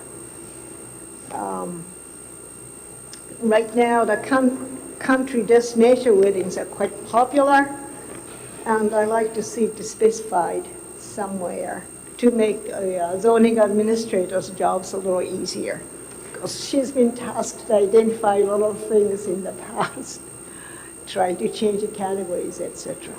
So thank you very much, and I've reduced only 2 things. So Okay, thank you. Well, those 2 things aren't in the proposed amendment, so there'll have to be another amendment, I think, proposed to catch those things. If it's adopted, I'll bring it up next year. The other thing is that the boards that give those permits could make those things a condition of the permit, and they have that authority now, so. Thank you. Mr. Glennie, you want to speak? It's funny, Jackson does, please just do it. Well, thank you. That pretty well summarizes my view of the matter. All right, so now, Mr. Fraser, there was one thing about the the amendment to the definition of the meat processing thing, which we circulated this afternoon, and I thank Mr. Light for catching that. So if I could offer an amendment to Mr. Fraser's motion, that would be to... Could you read that, Mr. Connick, please? You know, I didn't bring a copy of it. Do you have a copy of what we finally did? If you can pull up my email. Oh, well, if you've got it, I'll read it. Thanks. Thank you. Did you close the public hearing yet? Sure. Okay, so in lieu of the, what we had, and the problem was... What? Have you closed the public hearing? Oh, I'm sorry. Okay, well then I'll close the public hearing. If there's nobody else who wants to be heard. Okay, the public hearing is closed. Thank you. So there was an issue about the definition that we used said something about, I think, animal something or another. Anyways, animal food, and that would actually not in accordance with what we've been discussing, so that it's been amended as follows. The definition will now be meat processing / slaughterhouse, any establishment at which inspection of the slaughter of livestock or the preparation of livestock products is maintained that involves the slaughtering, canning, salting, stuffing, rendering, boning, cutting up, or otherwise manufacturing or processing of any meat food product, quote unquote, as defined in Title 3.2, Subtitle 4, Chapter 54, Article 1, Sections 3.2-5400 et sec. Of the Code of Virginia. So, discussion on that a little bit. So, if you have a facility that skins deer, cuts up deer, processes deer, stuffs deer, makes sausage and all that, that's not a licensed, federally inspected property. So that's exempt, and that's about right then, we have no control over it.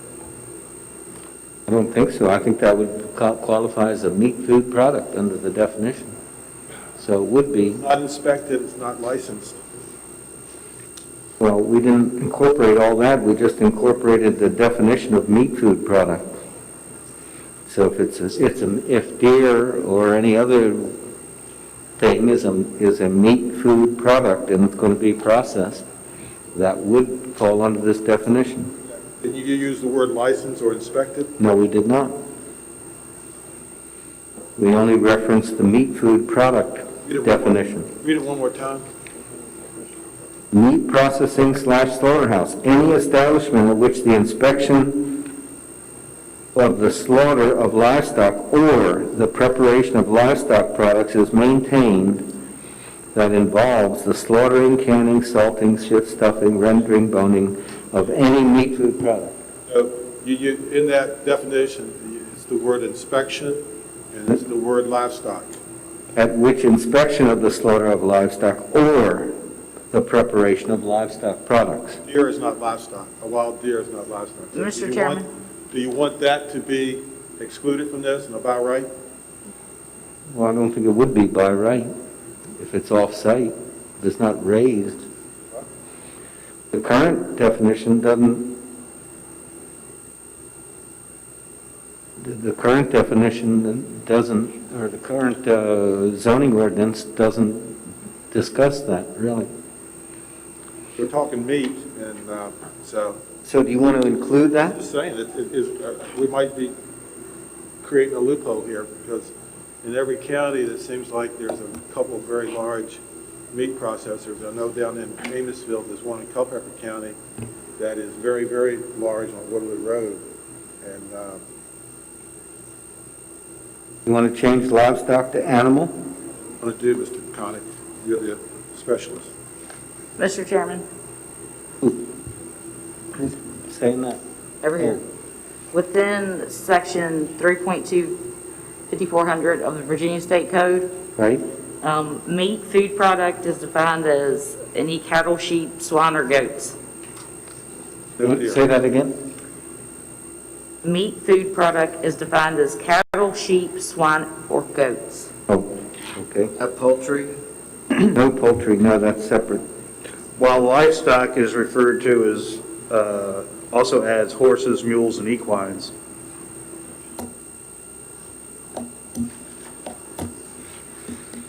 Well, I don't think we advertised it that way, and I think if we go beyond this, I don't know, what do you think, Mr. Curry?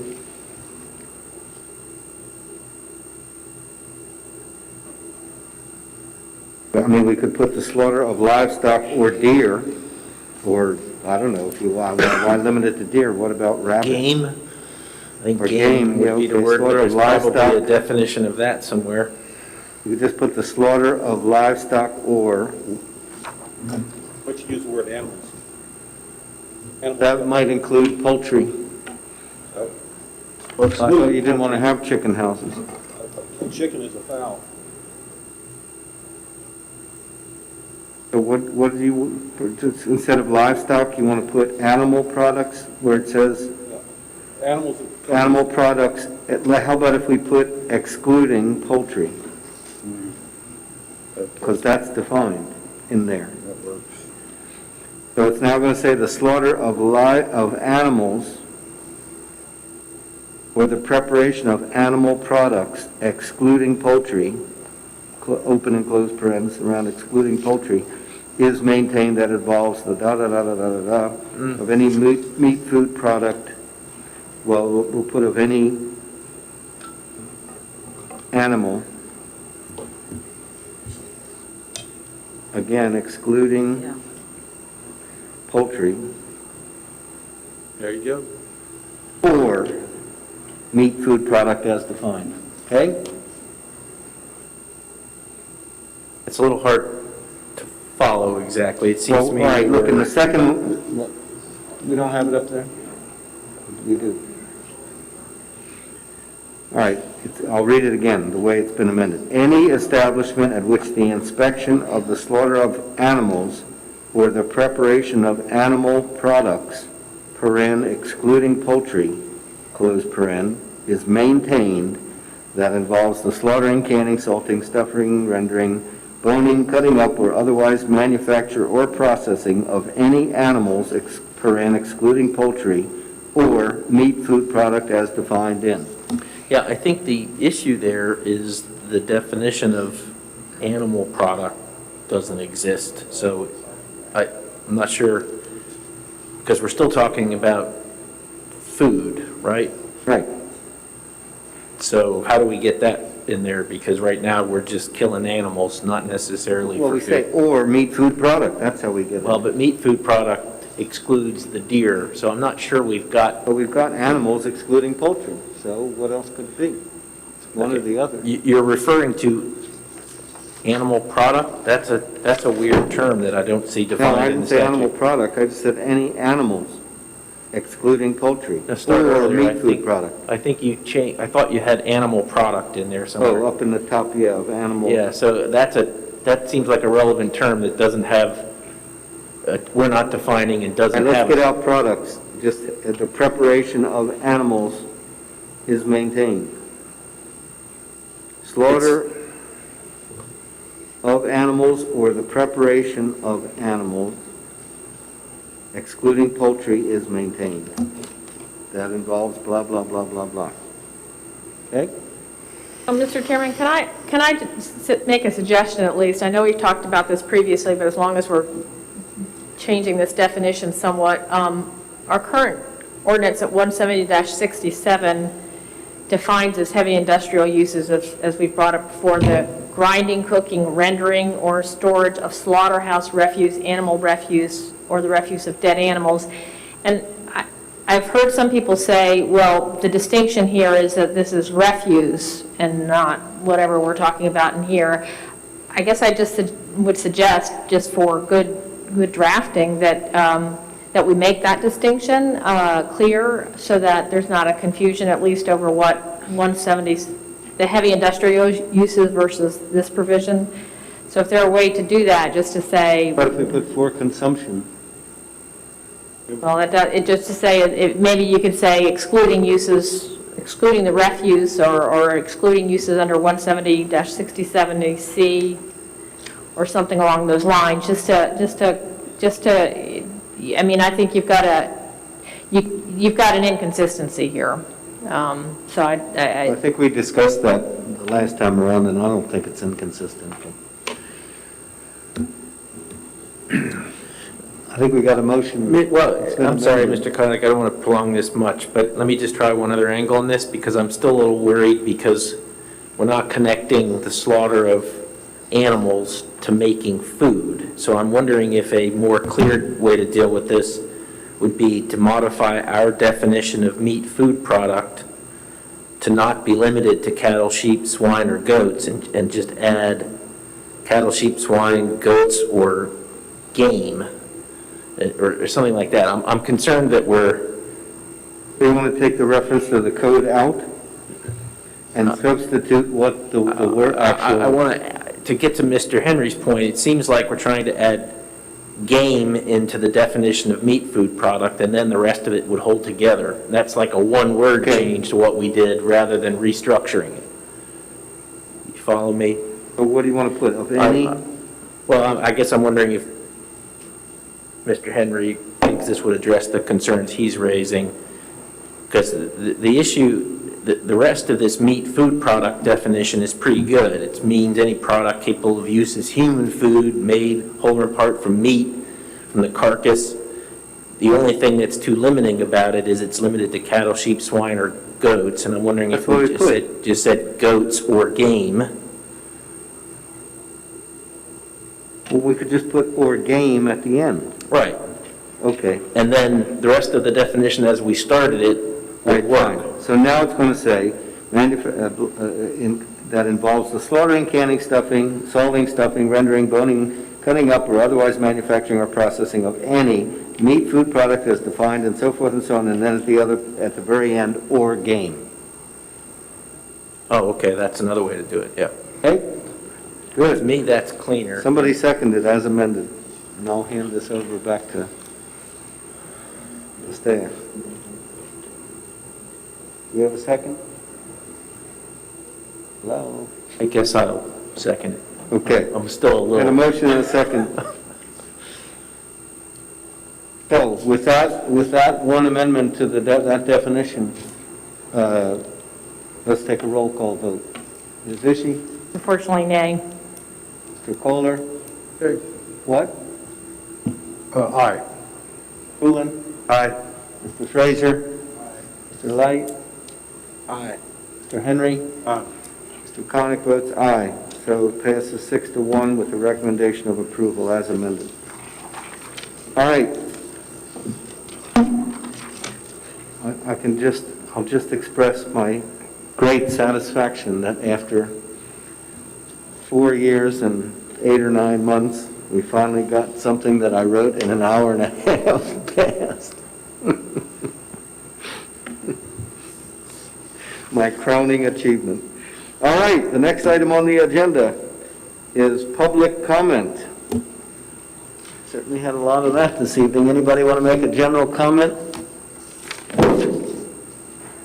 Someone's getting up. Mr. Glenny.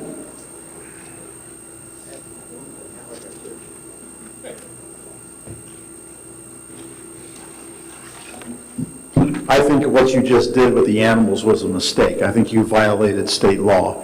I am allowed to process anything on my property as long as I don't sell it. So you better check. You may have stepped on something. Anyway, that's not what I wanted to talk about. You all just spent 3 hours to table a motion. And you did that because this planning commission has continued not to do the real work of planning. How is this county going to address jobs and young people housing? How are we going to do it? Why don't we have a discussion? The closest thing you've had to a real planning discussion was the maps, and how well did that end up?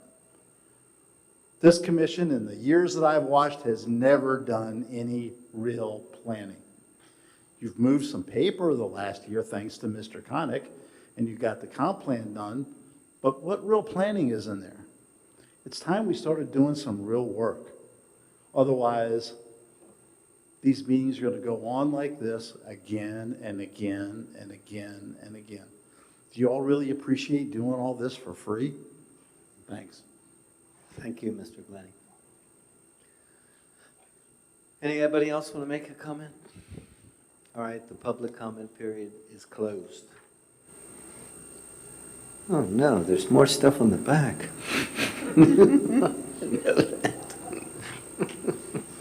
New business.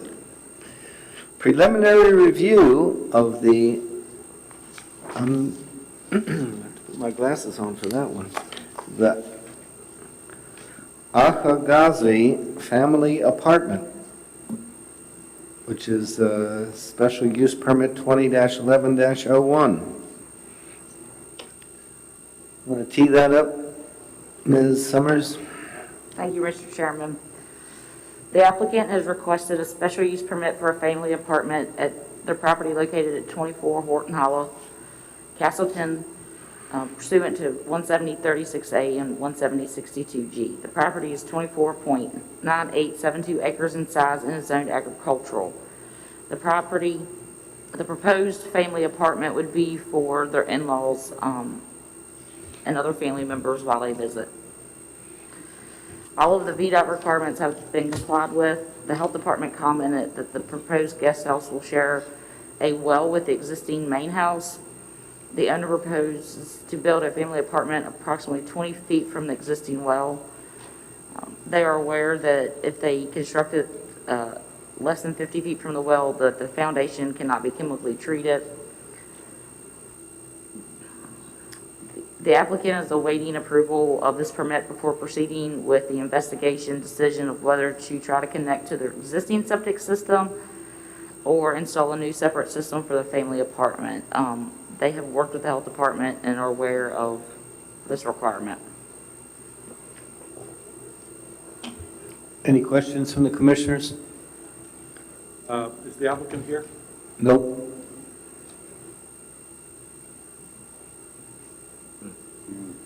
Well, we could either pass it on with no recommendation to the Board of Zoning Appeals, which is what I recommend they do, because if we don't pass it on to the Board of Zoning Appeals and they don't pass it before, approve it by February, this category is going to cease to exist.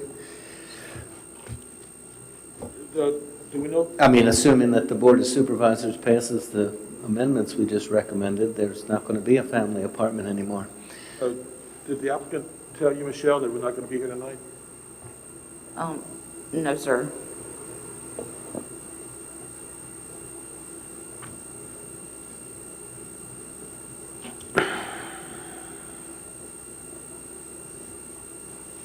I move that we table this application. Okay, there's a motion to table. Is there a second? I'll second it. I'm not quite. All right, any further discussion? What is it that we want to see? Well, I don't know. It's a family apartment, it's like 500 and some odd square foot, when they're allowed 1,200. Well, then let's vote no. All right, so this is the motion to table. All in favor, say aye. Aye. Aye. Opposed, say no. No. No. No. I think the noes have it. What did you vote? Rick? No. What? Vote no. Okay, so the motion's not tabled. Just to speed things up, I'll make a motion that we pass this on to the Board of Zoning Appeals with no recommendation. Second. The motion's been made and seconded. All in favor, say aye. Aye. Aye. No, say no. Abstain. Okay, we got 5 ayes, 1 no, and 1 abstention. The motion passes. So let them sort it out. All right, the next item on the item on the agenda, I'm sorry, is the preliminary review SUP 20-11-02 Harmon Tourist Home. And I believe the applicant is here. Thank you for your patience. You want to summarize that, Michelle?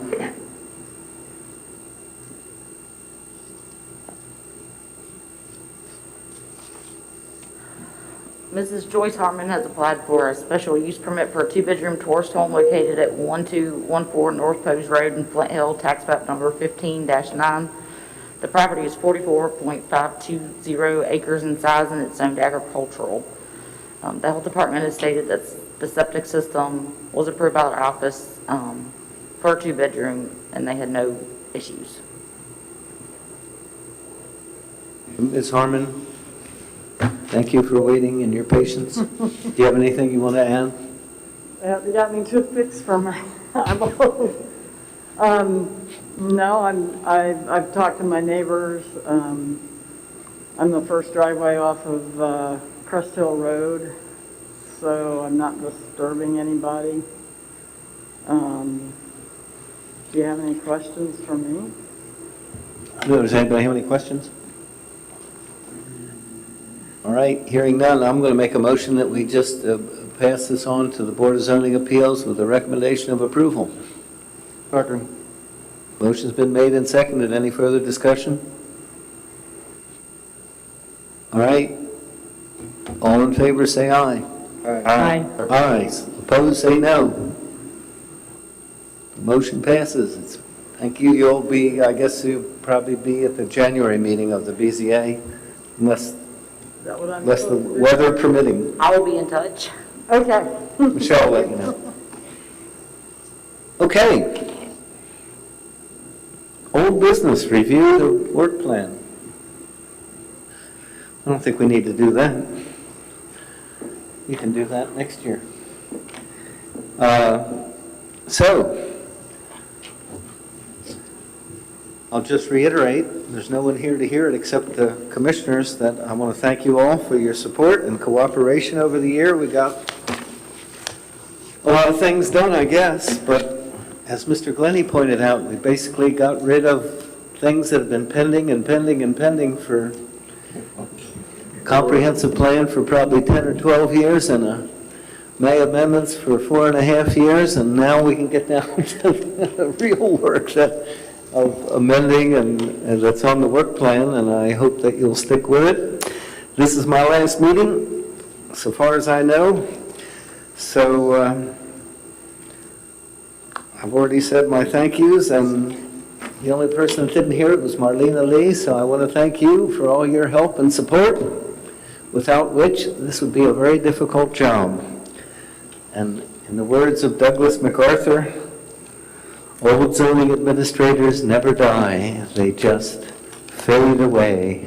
Like that zoning administrator in that old ballad, I now retire from my public life as zoning administrator and Board of Zoning Appeals member and Planning Commission member and fade away.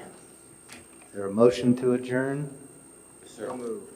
Before we have an adjournment, might I say, Mr. Chairman, I was not actually here for the last work session, but I'd like to tell you, while it hasn't, just to paraphrase an old saying, it hasn't always been good and it hasn't always been fun, but it's often been good fun. And I want to tell you that I do personally appreciate that you have always tried to do what you think is right. And you bring a lot of experience to the issues we have here, and I personally appreciate that you've given it the commitment you've given it, so thank you. Thank you, Ms. Ishii. So did someone move to adjourn? Yes, you had a second too. Okay, all in favor of adjourning, say aye. Aye. Opposed, say no. I'll abstain.